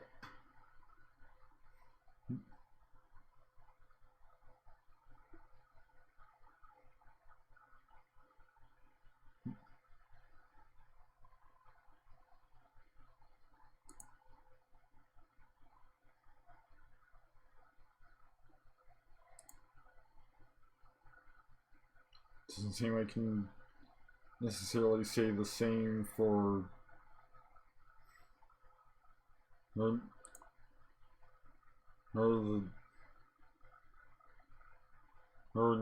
Naitra, since they currently are at war with these guys, but are not occupying anything right now. Great Holy War for Orissa. The omens are clear. Dalai Lama Namsa Hungston has declared Great Holy War on Maharaja Bhupendra of the Amakara kingdom and the followers of Shiva in the kingdom of Orissa. All free bondmen are encouraged to aid in the conquest of their holy places. Drala Yesi will strike down their Shiva. If this is of absolutely no concern of ours, because it's all the way in India.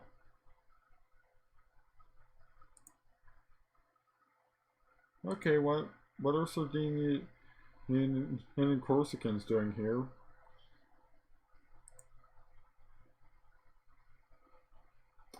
Apparently, Skelva's at war with them. I mean, hey, they're substantially less powerful than they were when the Lithuanians were fighting them last. So things should go much better for this time. Maybe we'll even, what they're trying to take. Maybe we might even get one of these provinces back. It's Holy War for Cilicia.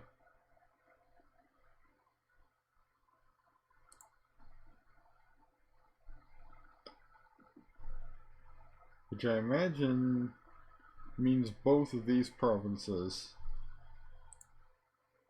And any other... Wait, no, I think...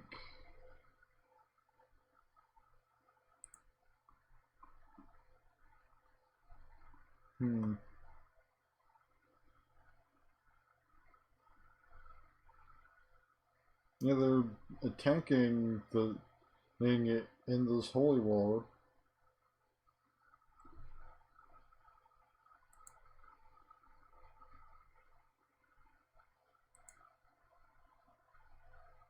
Yep.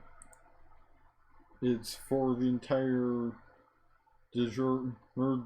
Duchy of Silesia, from the looks of it, so I'm pretty sure all of these provinces will be back under Lithuanian control if they succeed.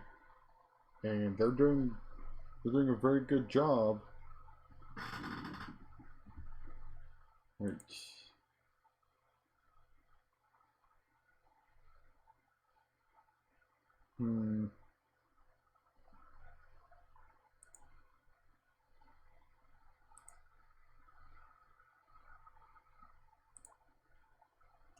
I mean, it's only the High Chiefdom of Lithuania, it's not the kingdom. So I'm not as concerned.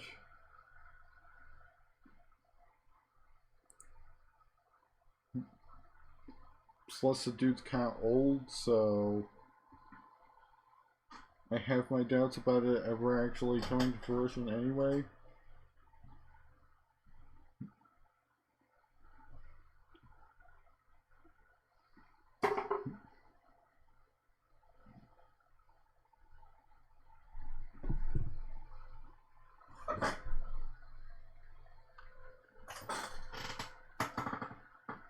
You know, I mean, I can pretty much sit back and let my vassals do all the expanding for me at this point. This doesn't look good. Yeah, this isn't good at all.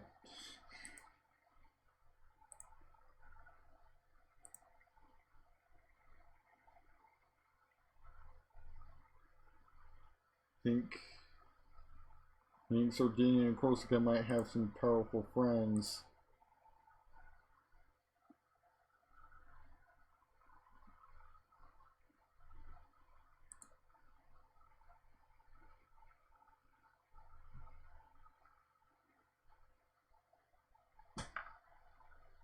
No, they don't appear to have any powerful allies.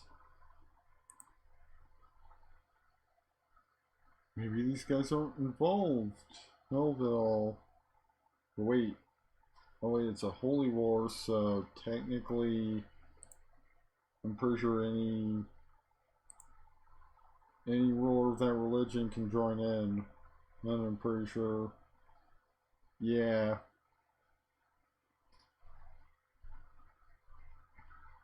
Yeah, they probably shouldn't have made it a holy war. Cause that's gonna mess them up a bit.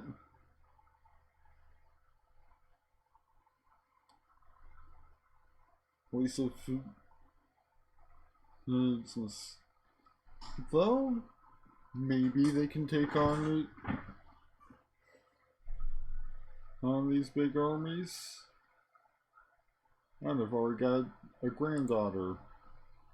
Fortunately,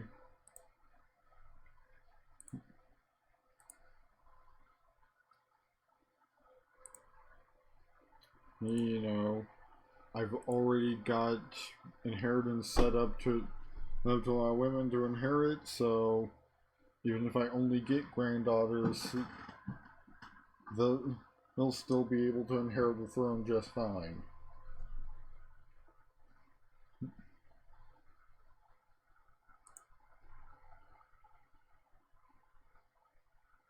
Mentas of Pomeranian Revolt has declared Mentas of Pomeranian Revolt or for Pomerania on High Chief Vingoldus is short-tempered.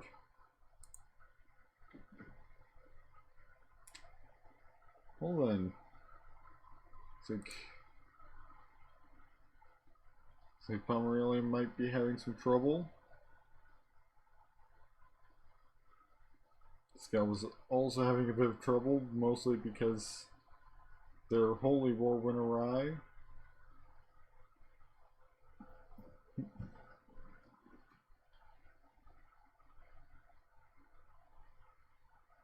So another 6 years, so another like 5 years before there can be another, or remove a great holy war.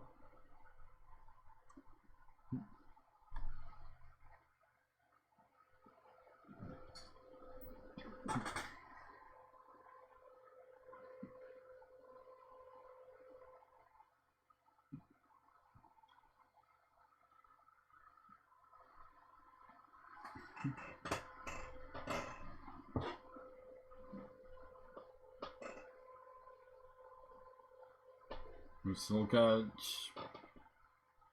about 195 even game years to go before reaching 1444. And only an hour to get to at least the 1222 mark.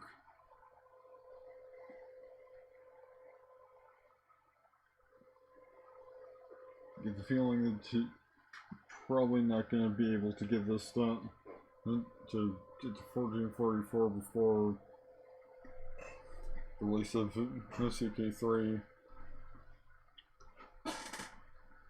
Not without, at least not just streaming this on Saturdays.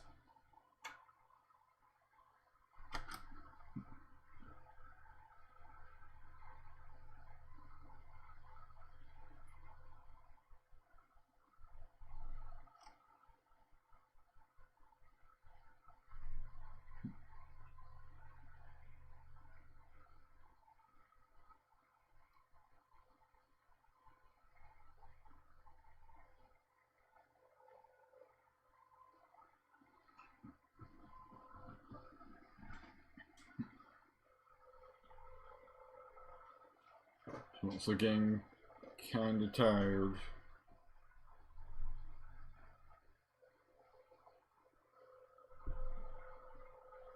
I mean, it is nearing 3 a.m.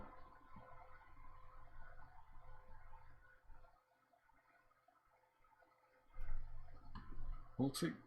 Nope. Yeah, things are not going well.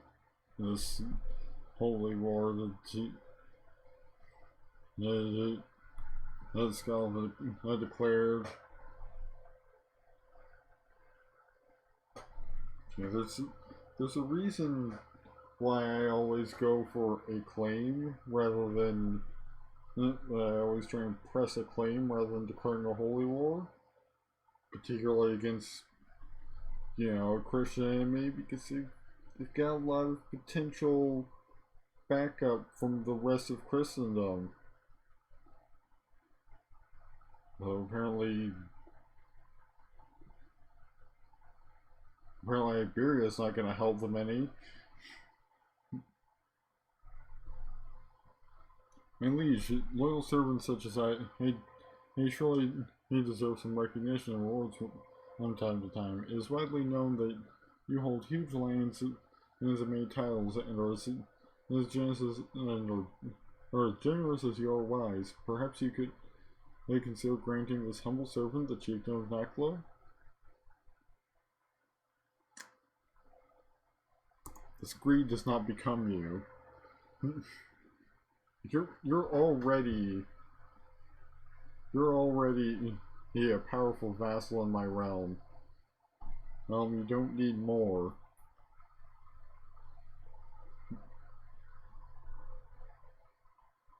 I think something just happened. And Bond Great Holy War failed.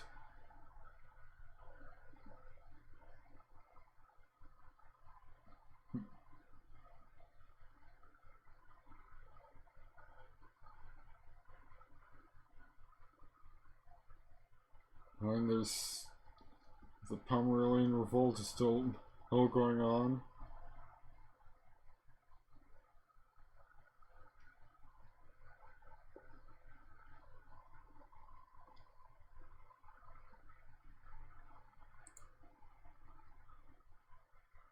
And it looks like they failed to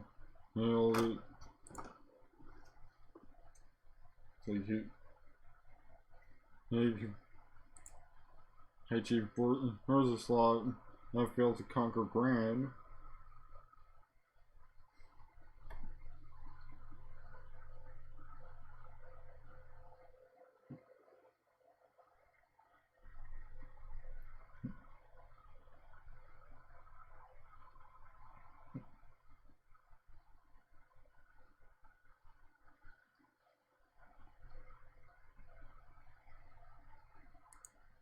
as much as it's gonna make this all take longer,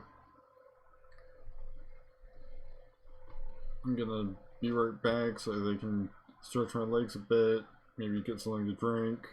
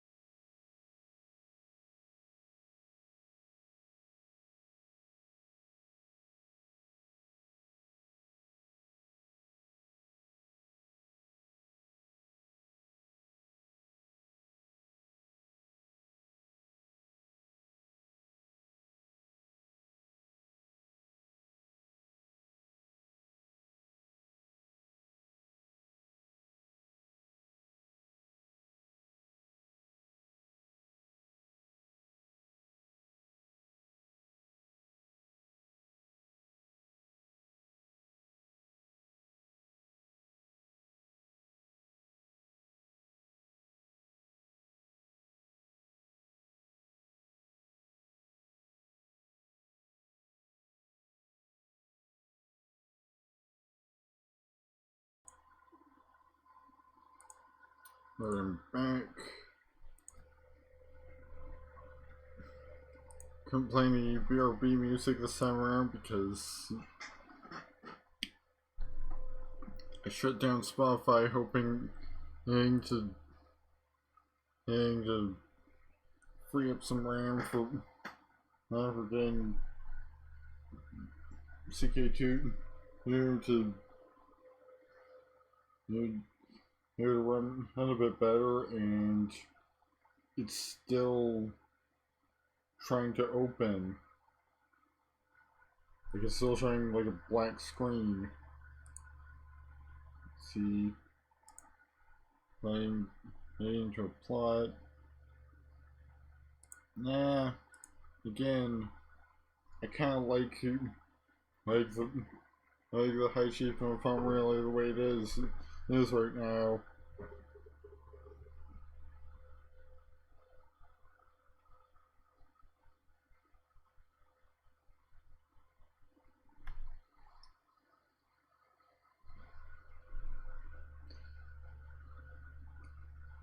Yeah, Scalva has no chance of pulling this off at this point.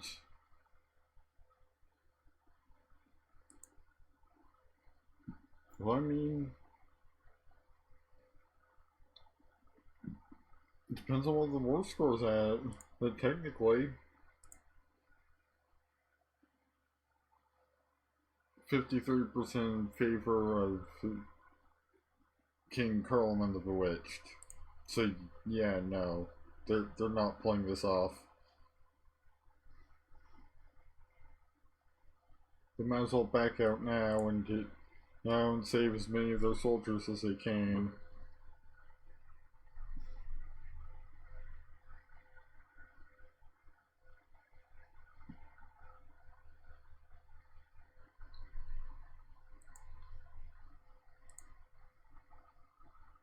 How much do I need? Oh, I need 700 since I'm enrolling the kingdom.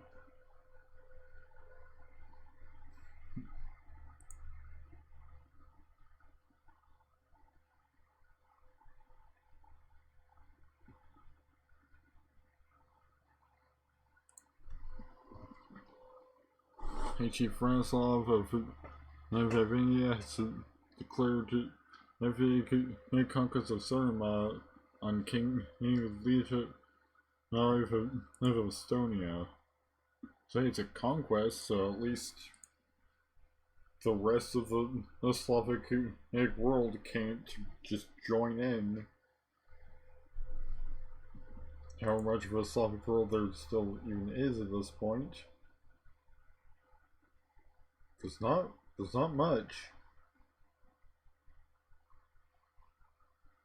There's some Sumanusko, and Germanic in the area, and of course Romuva.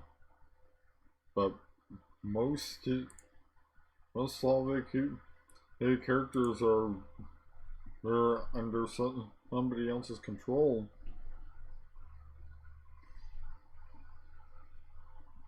Like Estonia is about the only remaining free Slavic kingdom anymore.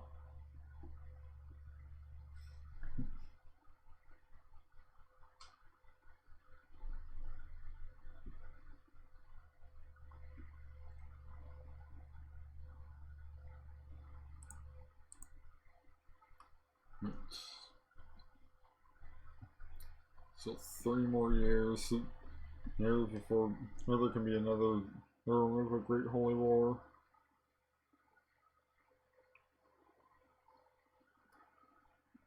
So there might be one at least starting this stream.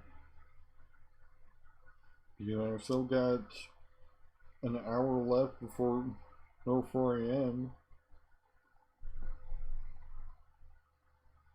Yeah, sure. We'll take a non-aggression pact with this random count.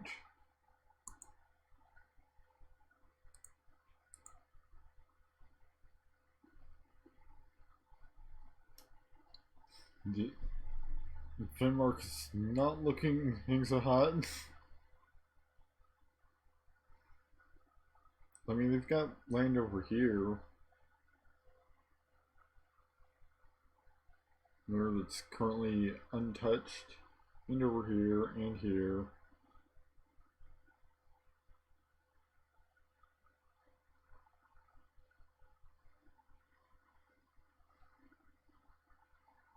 It's still at war with Pomerania.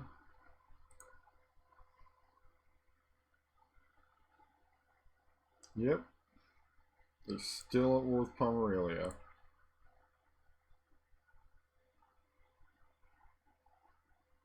And they're losing to Pomerania still.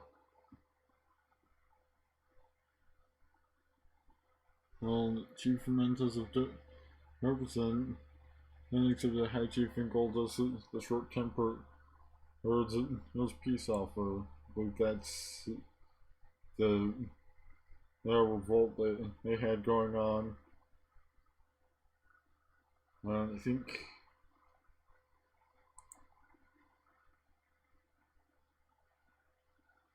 think that fig might have been off more than they could chew. They were going after the kingdom of Estonia.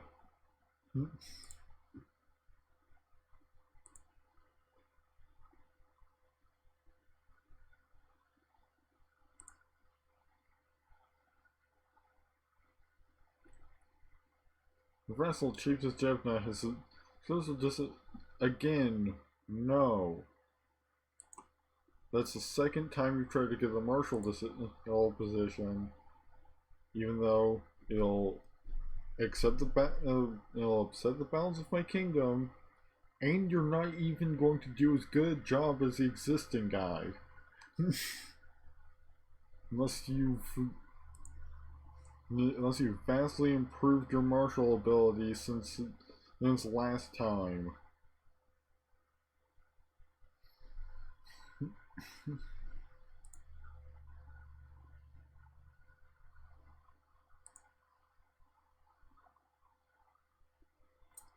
Hey priest, he's Gintaras of Calluses, and here's the Callus tribe from Chief Budrus of Gniezno. My subjective opinions have always given me more praise than criticism. Who knew being arbitrary could be good? I gained 15 prestige just by being me.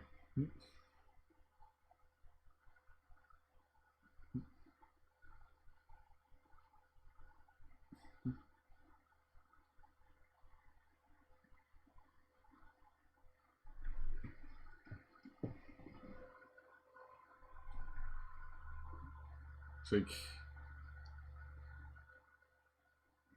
nope. I was about to say that Pomerania might be losing this one, but they turned it back around.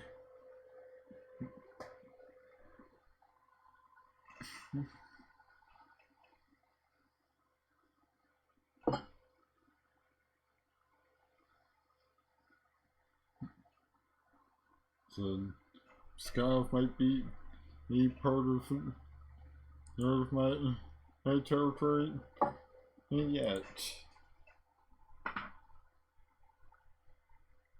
In fact, actually, we've got 100% war score in favor of High Chief and Goldus. Oh, he got this province too.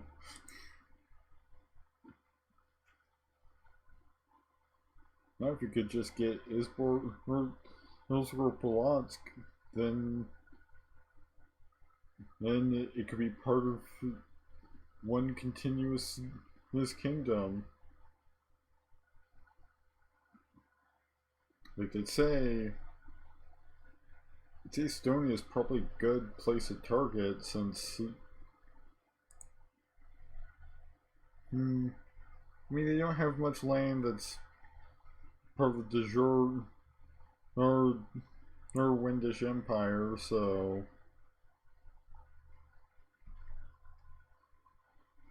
But I mean, if nothing else, they might be a good place to target once they convert to U4 in like a few years. Upon the conclusion of a long council meeting, you decide to make a toast. Of course, one toast eventually becomes many, and time seems to slip away. Later, as you leave the council chamber, you stumble and fall on your face. You can feel the taste of blood in your mouth, and dizziness is setting in. I can have a 10% chance of dying, or I can call for somebody to help me. I'm going to. You hear the voice of Chief Limgala just before you pass out. As you wake up the next morning, it feels as if your head is about to explode, but at least you're safe.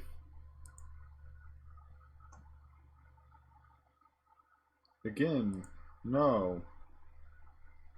How many times am I going to have to say no before you give up on getting me to join in your plot?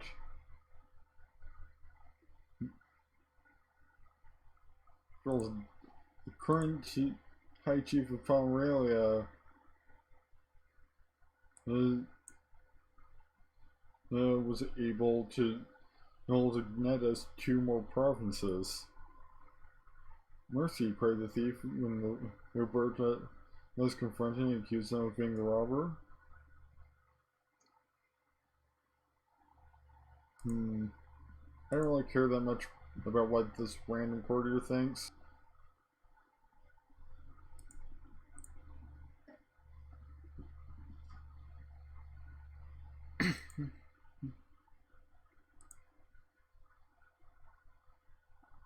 It looks like one province in Estonia, and if you want to form the Windish Empire, we've got to otherwise expand into westward into what is currently Franconia, parts of Franconia, this place, he's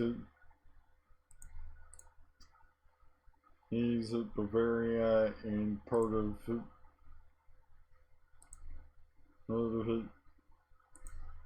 Sardinia and Corsica.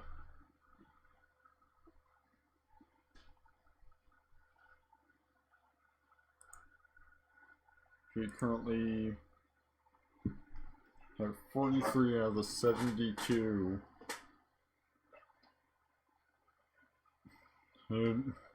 new provinces. We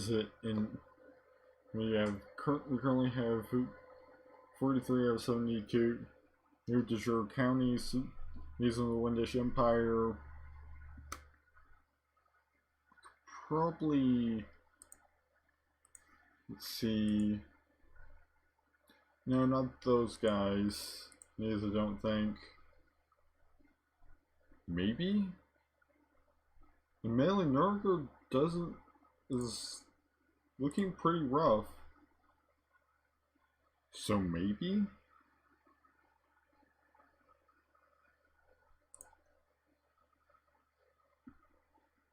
Yeah, I mean, they've only got a max of 2,000 troops. News, apparently.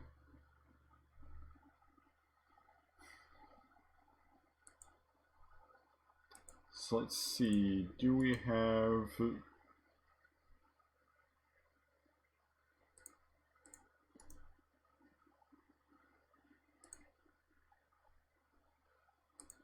And we can just declare war for the conquest of Stettin.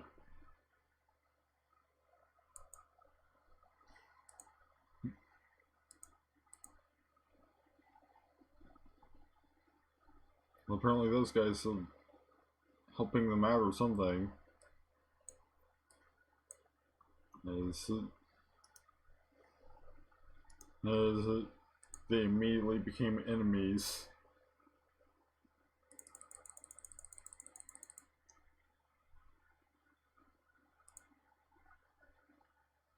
So, you know, let's just expand a little. And hopefully this won't turn into a whole bunch of wars. Wars getting declared on us by basically all of our neighbors. Which, I mean, fortunately we won none of those wars. Again with the... No. I still don't want to help somebody maybe make a claim on that high chiefdom, because the guy that's already in charge of it is doing a good job.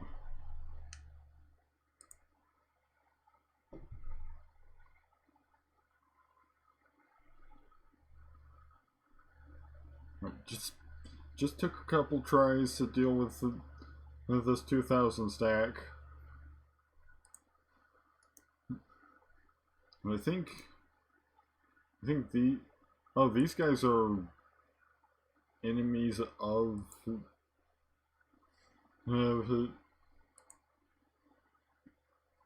these guys are just trying to conquer the same place. these, it looks like.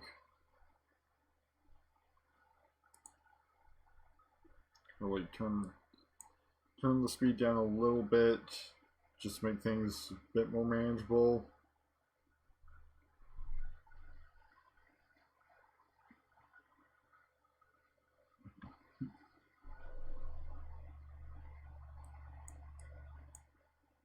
Bring these guys over here.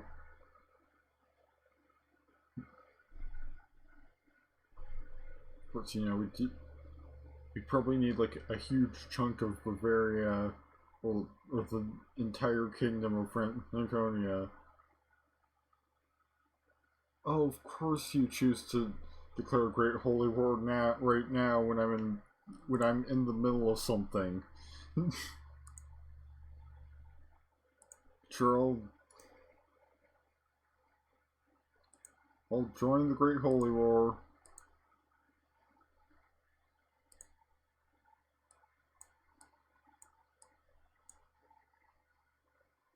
Try and wrap this up as soon as I can.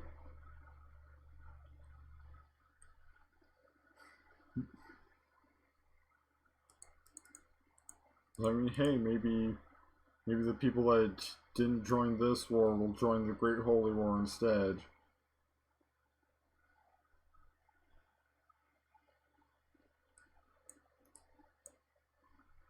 And so, at least there will be some support for it while I finish this up.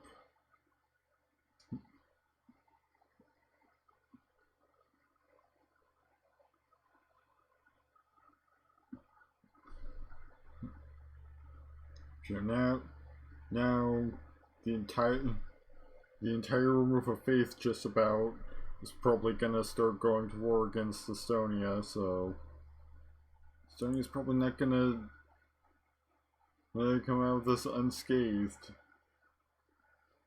Things would be even better if Radoslav wasn't engaged in his own war with Estonia, because from what I understand, having the target of the Great Holy War be in other wars other than the Great Holy War is actually detrimental to the potential gains for the war, because it means that only some of the titles will be given to the victor. Which, I mean, even without my direct help, they're kind of crushing it. Which, I mean, I'm pretty sure they've already got the chosen of Fortunas in there.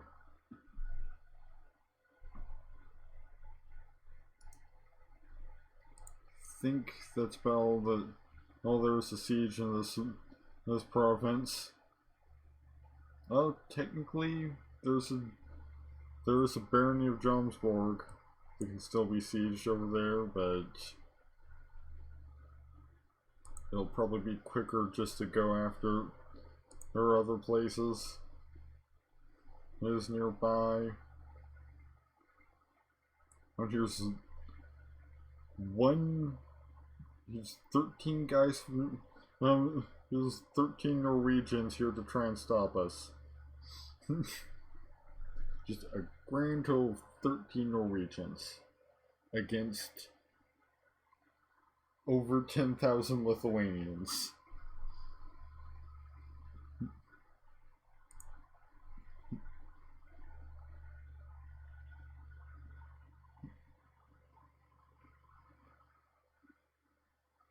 I think they might have just crossed paths. Nope. They're still around. Oh wow. The Great Holy War is actually progressing faster than this one. Like, it's already at 73%.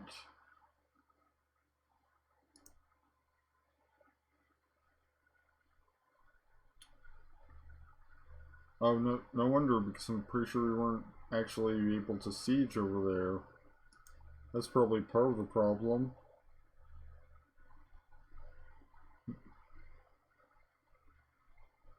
It's currently occupied.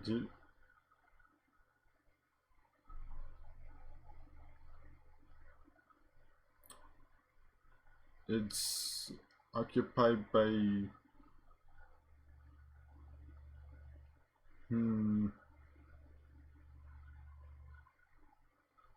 Accept my injury if it protects Lithuania. I've become brave, but I've also gotten a swollen ankle. Well, I'm pretty sure.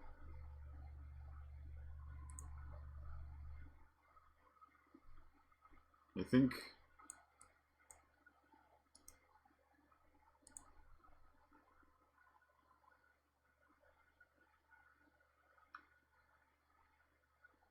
I need to. I think it might need just to wait here and let them come to me. So now we're progressing faster. We progressed faster than the Great Holy War. Both are doing very well.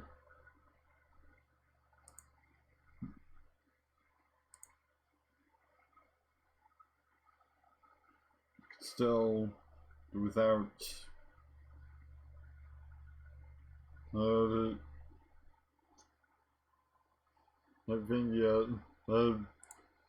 having a separate war against Estonia. Because again, I'm pretty sure that that's gonna hurt our ability to the Great Holy War's ability to take territory from Estonia.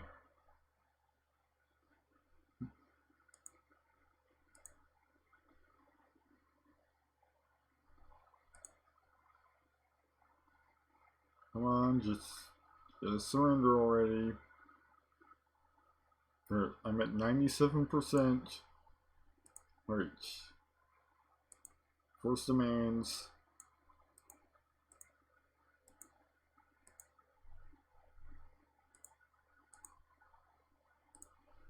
And get the wrong type. And the Chieftain of Stettin.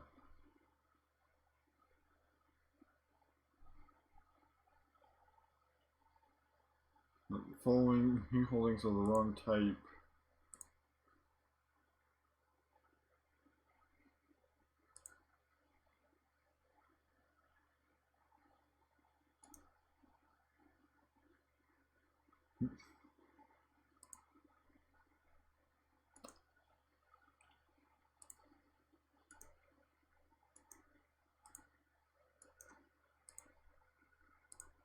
Not really sure how to deal with the entire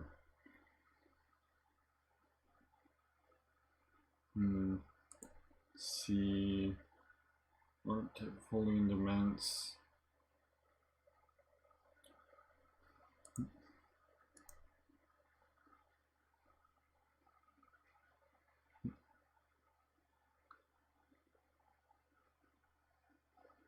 Don't have the option to create a new vassal. No, from the chiefdom itself.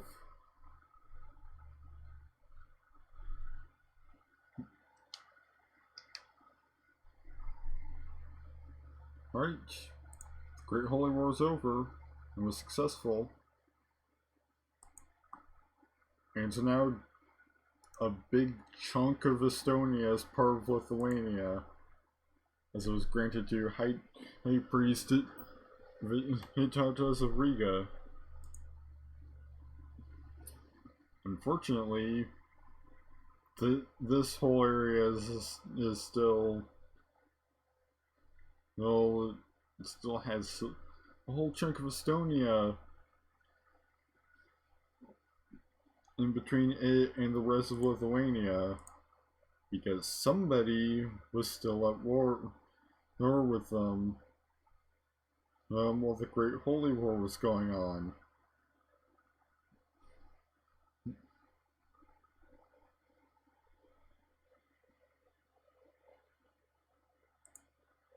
In fact, the one province that have actually contributed to our ability to form the Wendish Empire wasn't even part of that.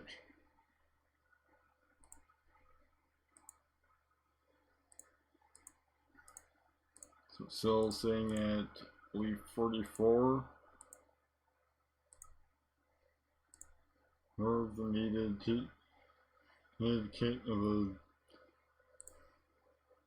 needed provinces. Let's see.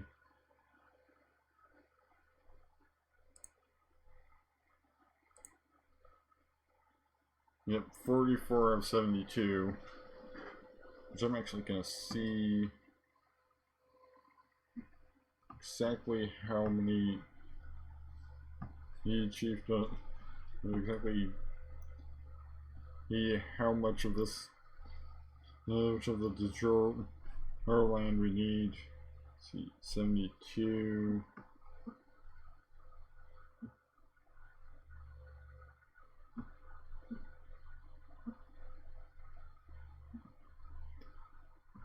We need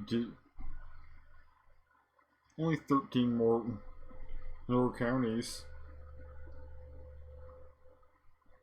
Unfortunately, that means probably taking over pretty much all of Franconia, plus part of Bavaria, as well as this place over here, and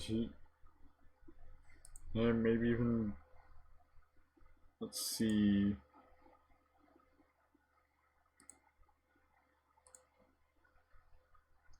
Franconia's got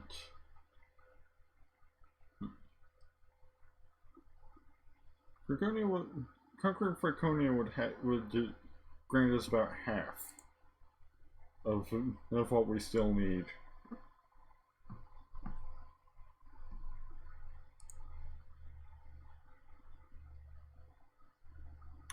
Let's see. These guys have a few provinces, but about half their country is within the de jure Wendish Empire. However, they have a somewhat powerful ally. Yeah. He's moderately powerful, I'd say. Probably gonna go for this chiefess here first. She's just got 881 troops.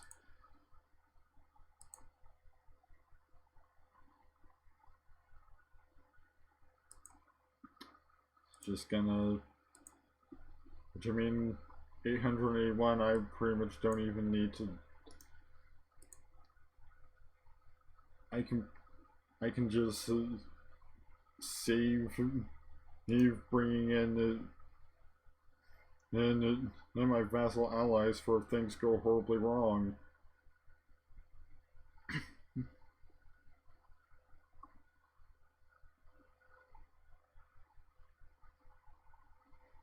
She could probably also, like, if they somehow get another 2,000.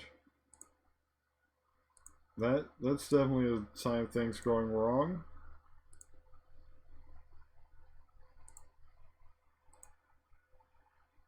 Like at Ghost Horn, they could only get like 800.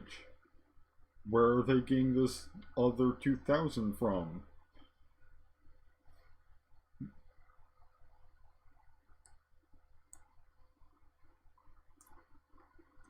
Right, gotta wait for her allies to pile in. Since it looks like a lot of them was a little depleted by the Great Holy War. So they're all piling in little groups.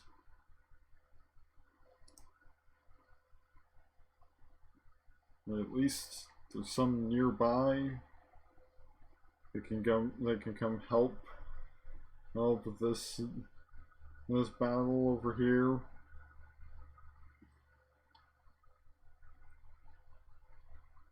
I think we've got this. As much as we're off to a rough start.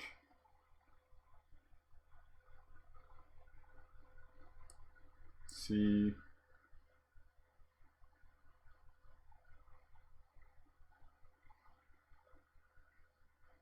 You pig-headed filthy, the Pomeranian soldier yells as he charges at me, his expression more that of a wild animal than a man. For a moment, time stands still as I am watching the movement of a shiny sword coming straight from my body.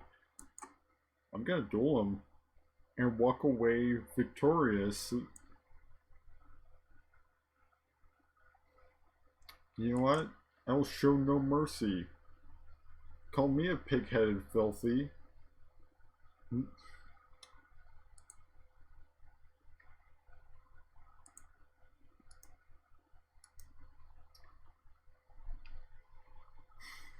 I mean, I'm already a known murderer, so what's one more at that point?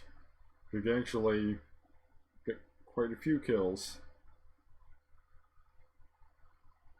Mostly just died in the dungeons of King Jargala II.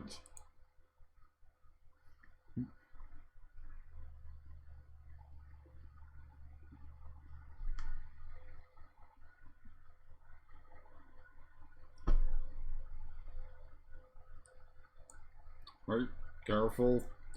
Roll 13,000 and at the ready.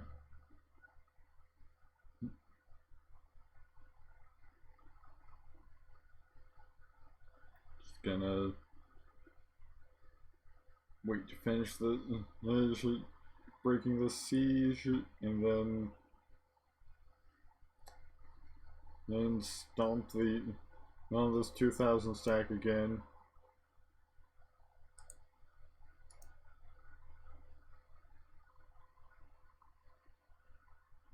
Then head into the enemy territory. Slupsk. One day, you'll have to specialize. I hear the voice of my old quartermaster in my head as I look out over the battlefield and the forest of Slupsk. The sight fills me with resolve. I need to find a focus for future battles, but what will it be? I can go for rough terrain, cavalry, light foot, or heavy infantry.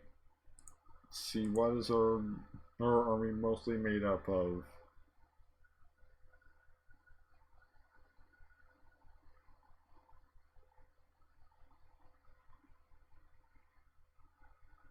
Go on, tell me, what is my army made up of game? Okay, I can just check here. Light cavalry, heavy infantry, and archers. So either cavalry or heavy infantry. You get more heavy infantry, so I'll go with heavy infantry.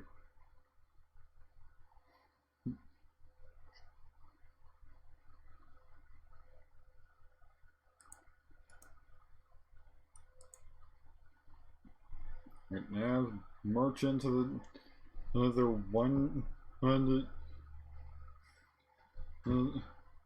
county. Just finish them off there.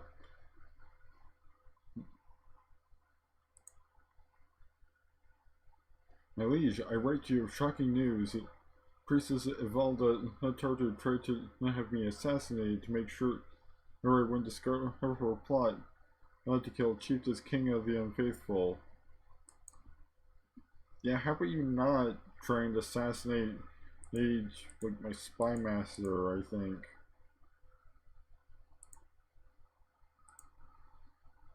Yeah, how about you not trying to assassinate my spy master? And again, somebody trying to get me in on the plot to claim the chiefdom of Pomerania. And I'm still not going for it.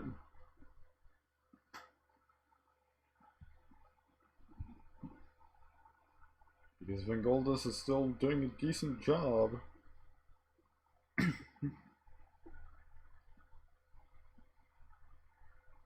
So I see no reason to plot against him to take his land from him right now.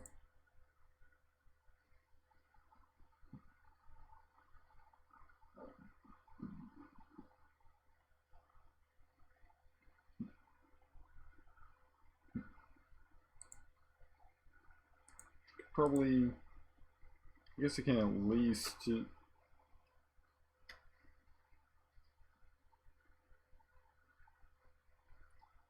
these, you know,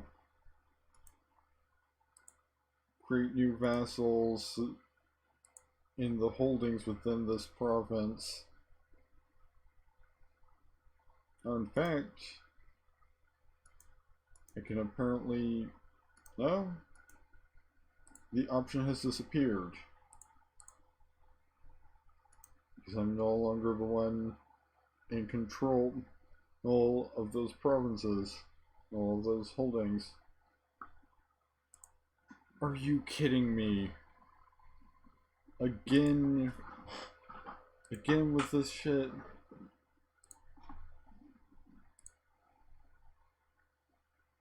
Can't I just conquer somewhere without somebody completely unrelated declaring war on me?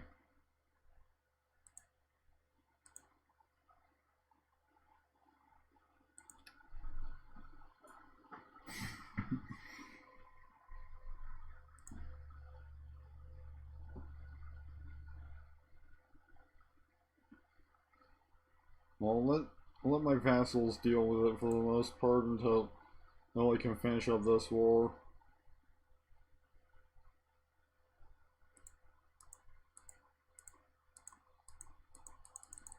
Let's just hope that this doesn't snowball all again.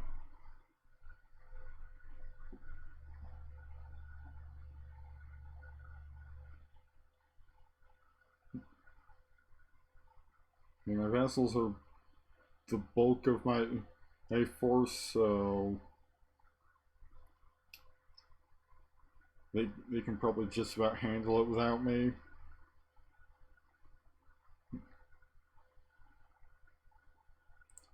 Since, you know, they've got 14,000 heading over there, whereas I'd only be providing about 2,000.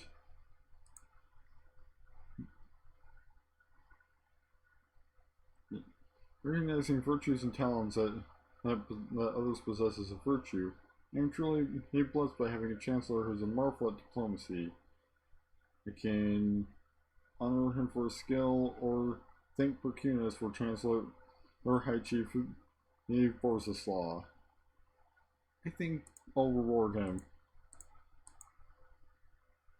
Speaking of Percunus, see if we can get the Holy Order in here. You know, get some extra support to stomp on these assholes over here.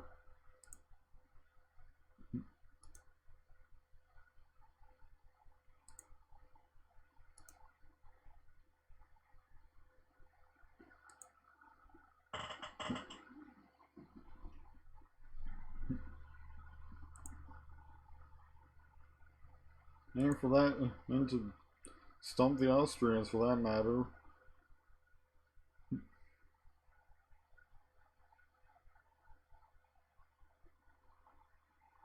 And they're bringing in a whole 10,000. And another guy goes down by my blade.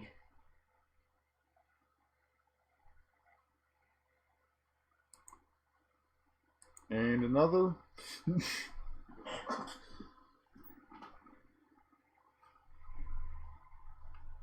Crusade for Aquitaine. I'm not even entirely sure where Aquitaine is. We just gotta to hold out.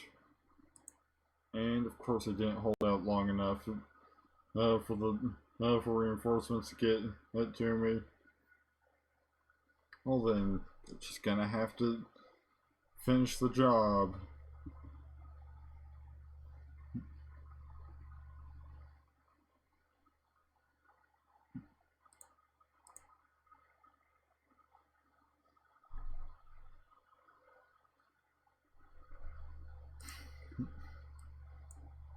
Wait, I can send my proper troops back in. And really, you guys?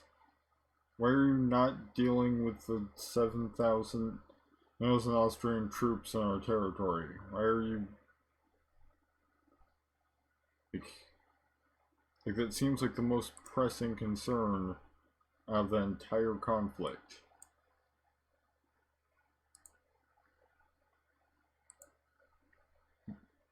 Is the large stack of enemy troops in our territory.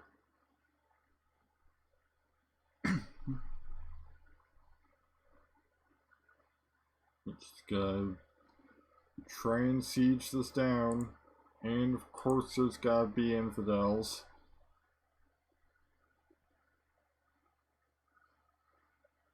Because it's just not a war in Lithuania. Oh, without a bunch of obnoxious revolters.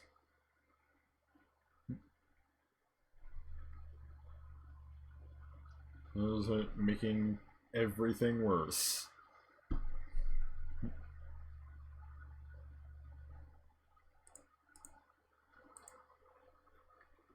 It's about 3:45 in the morning, so we're gonna be wrapping things up in the next like 20 minutes.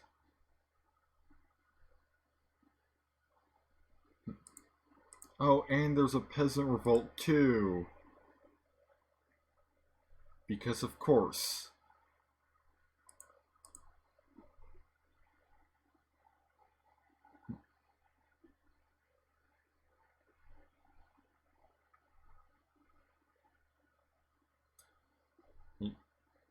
Just got a little bit more to go. In fact,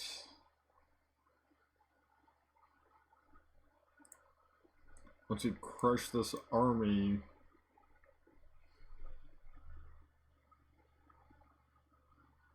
they'll probably surrender.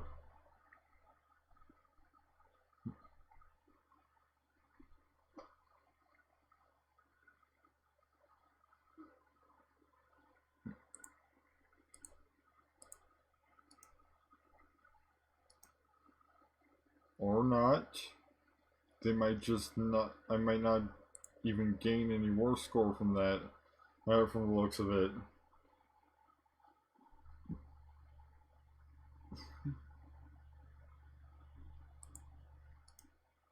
At least my vassals seem to be doing a decent job of dealing with the Austrians. Except they've decided to send 10,000 troops over here, where I've got things more or less tied up.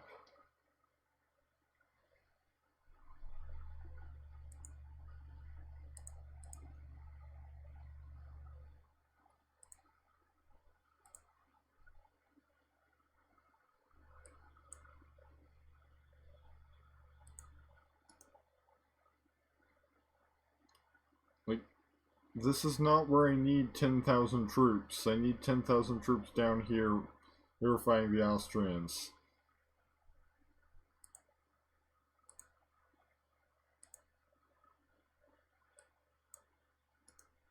Like, 10,000 troops at this point is just excessive. For the relative threat posed by the enemy in this conflict.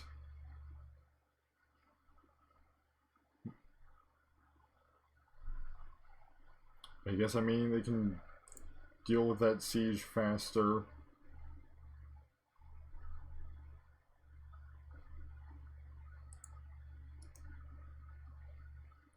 So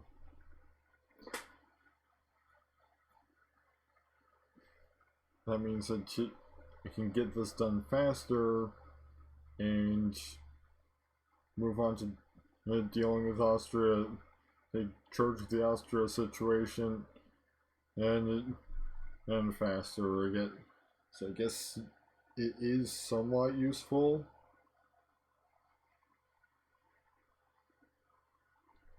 Well, to have this many troops over here.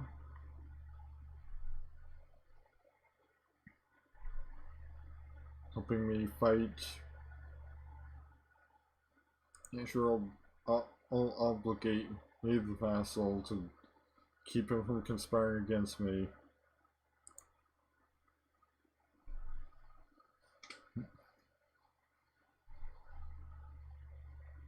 The marshal chief, he from Gala Zemetia has come to you with a suggestion. My lord, it is my opinion that High Chief Vingoldus of Pomerania, the Sword of Lema, would make it an excellent military commander.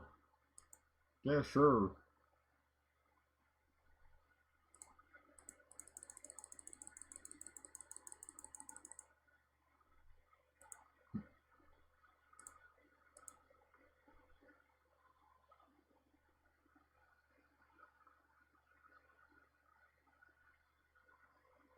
Just gotta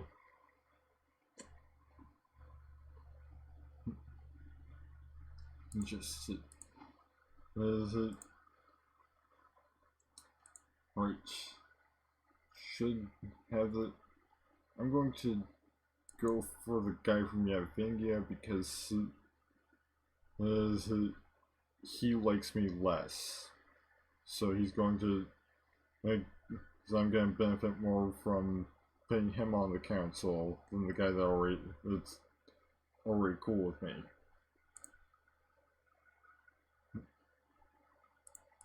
At least in terms of keeping my powerful vassals from trying to do stuff to me.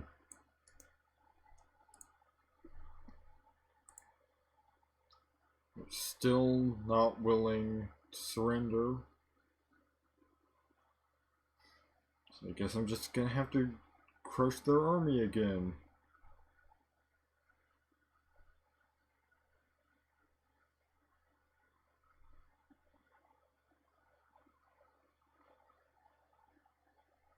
So at least we're winning by 50%. And in the war with the Austria.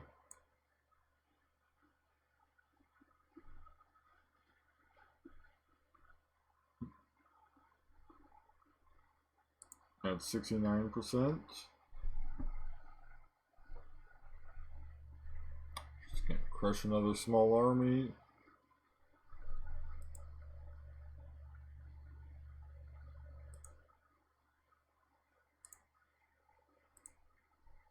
Looks like it's gonna take another siege to finally get them to surrender.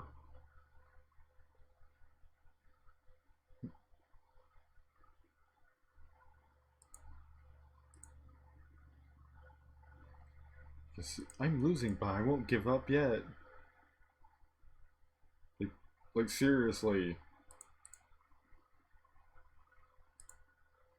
It's probably only because I'm fighting multiple other conflicts right now that they still have any hope of winning.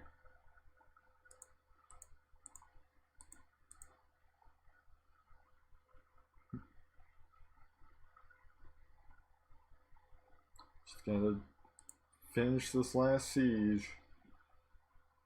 Then I'll go deal with the peasant revolt. It looks like my vassals more or less have the industrial situation handled.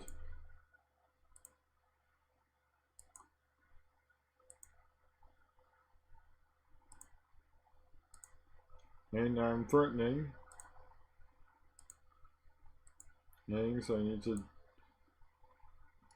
cool it on conquest for a while.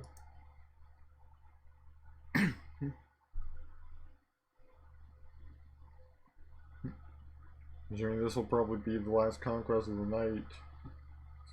Scoring this county over here. Oh wait, I'm already not threatening anymore. Because it was just one county.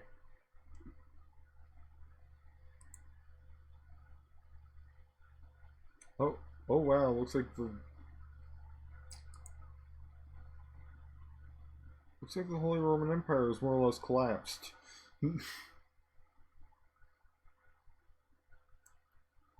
Because like they lost a lot of their land over here, and they hardly even have any land where the Holy Roman Empire usually is.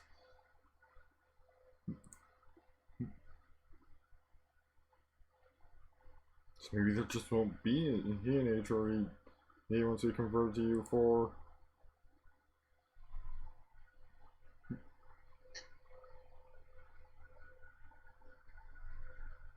In however many years at this point, like just under, like, see,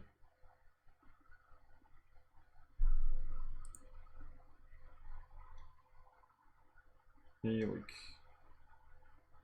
195, I think, 185.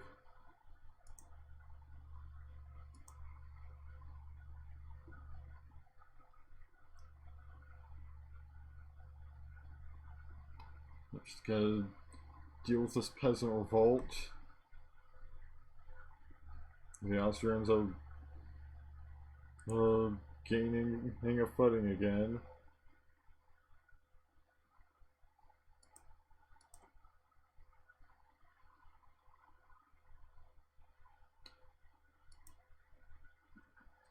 They'll just stick to a spot long enough for me to actually get my troops there.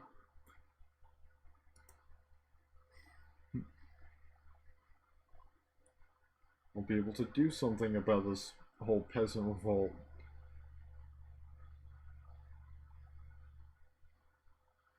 Alright. It's dealt with. Literally took one battle. Because it's a revolt, not a full-fledged war.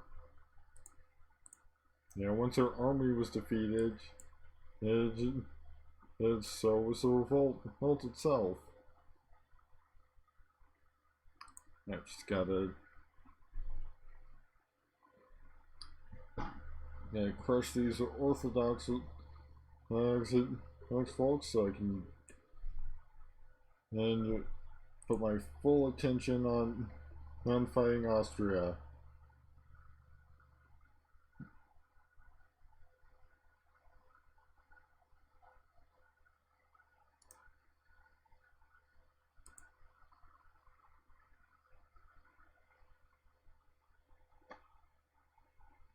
Alright.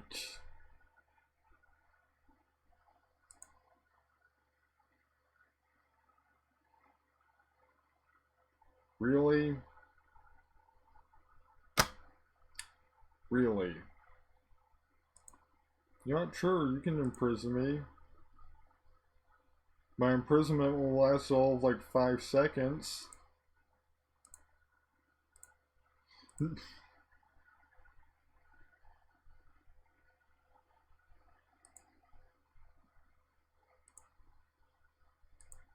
Wait, how did this whole area become part of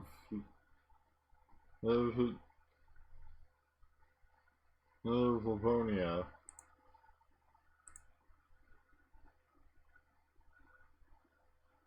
Like, how did this guy become independent?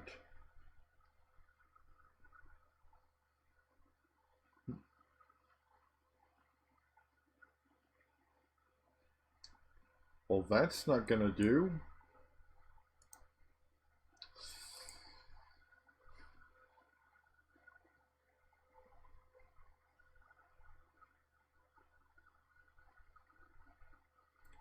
Guess I've gotta sort of conquer the entire area of Livonia.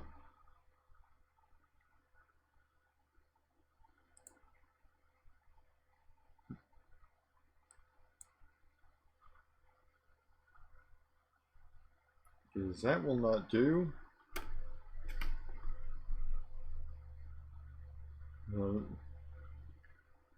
Well, I could have sworn.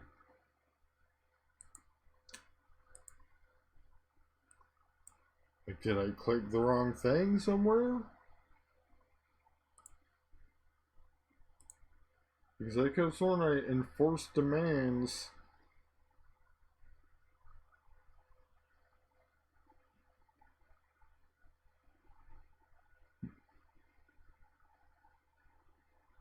Let's just deal with Austria first.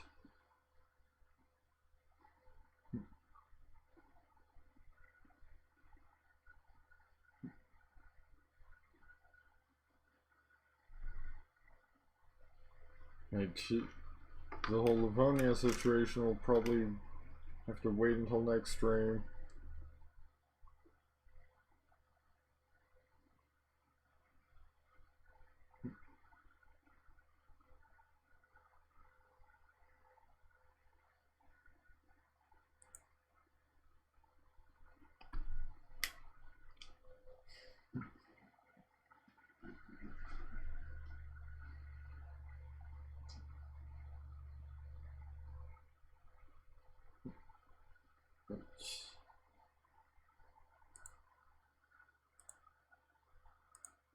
Like, I don't even care about enforcing demands.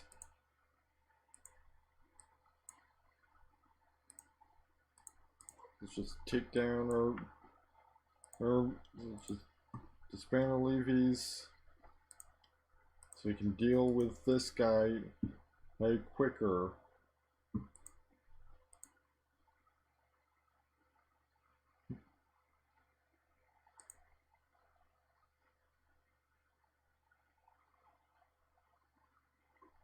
And unfortunately, it looks like I have to go at it bit by bit.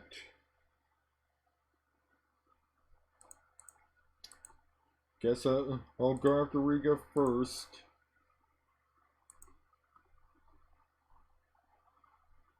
Since that's a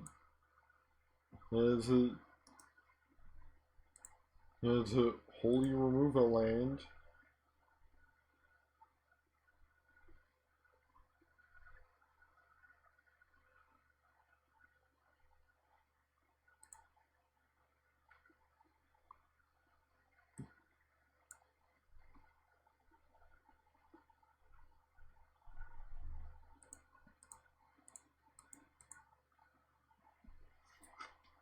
Oh, it looks like a lot of my allies have decided not to show up.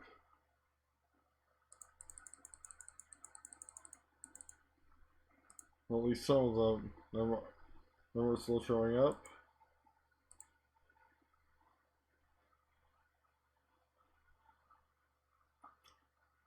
Why is this suddenly my heir?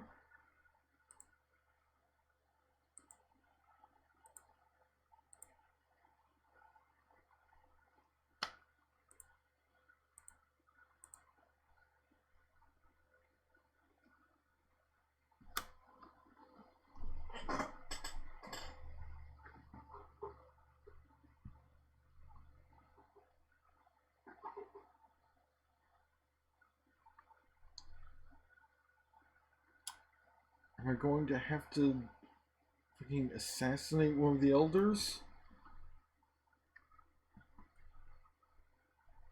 Because I'll do it if you don't if you don't start cooperating.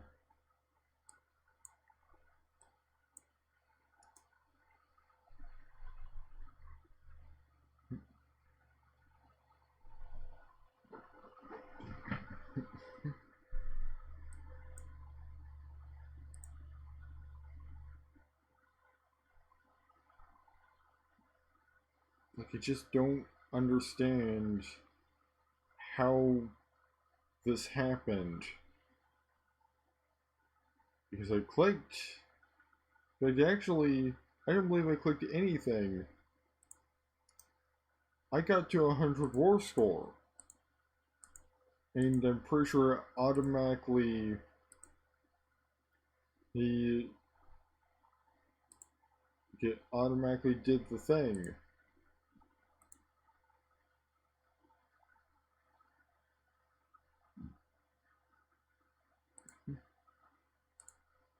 Is it because they were able to imprison me for a short while? Is that it?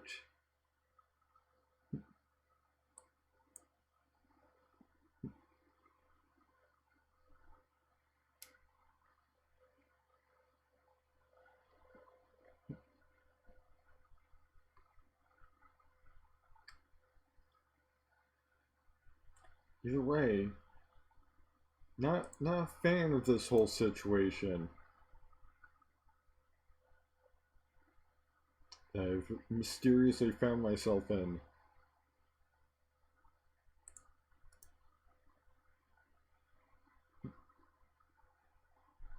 It's 4 a.m. Probably gonna at least get Riga back. I can do the proper remove of hands.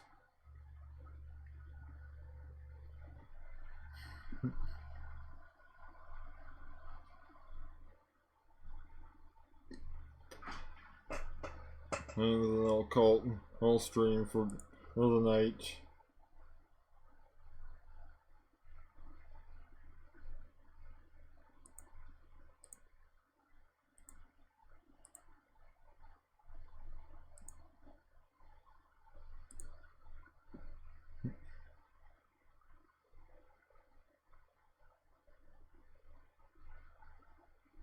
Like, I don't understand.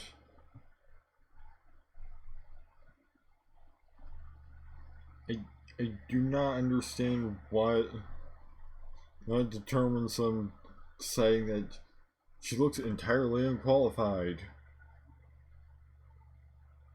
Like, by what standards are you making that judgment?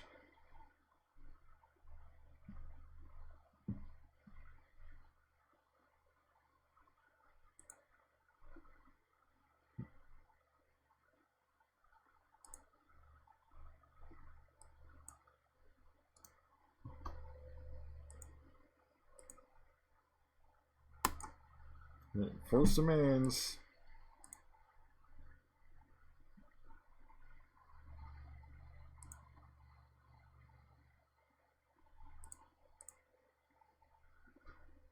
Now,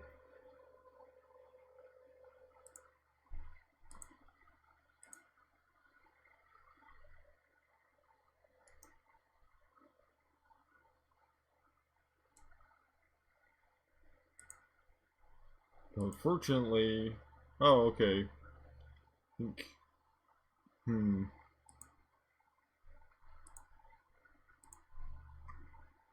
So, how do I go about getting it back to being removed exactly?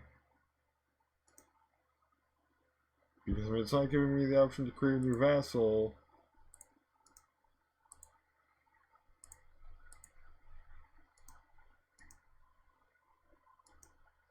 I also have no option to usurp or do much of anything with this title.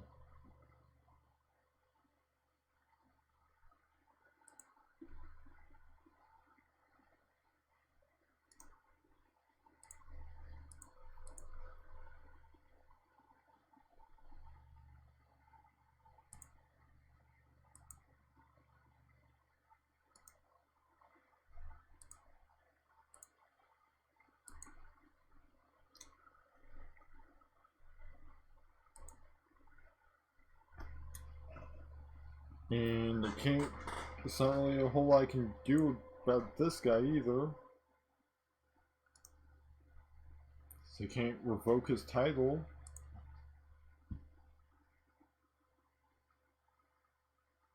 or demand religious conversion. Can I kill him and have him be replaced by somebody with a proper religion?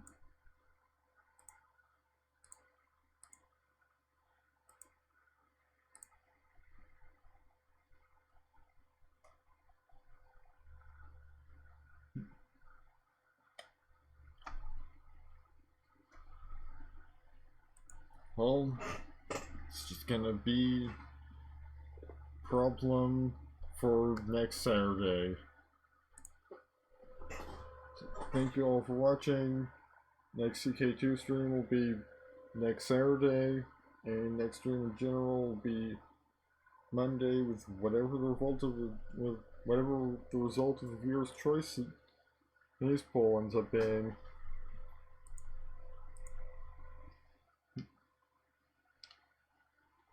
Which you can vote in that poll on my Twitch page, the Twitch Picks panel.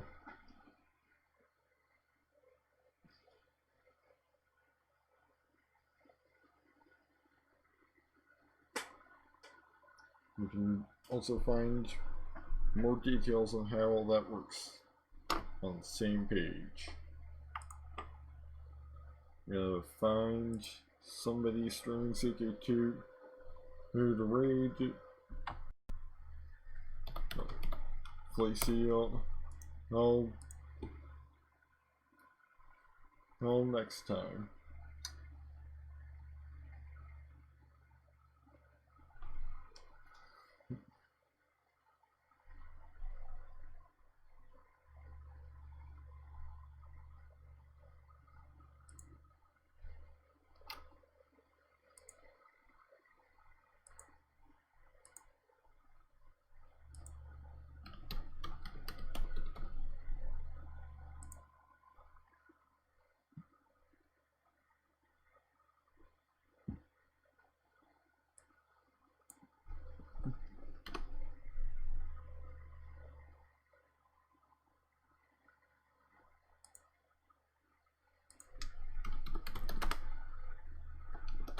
Well, here's, interestingly enough, the only other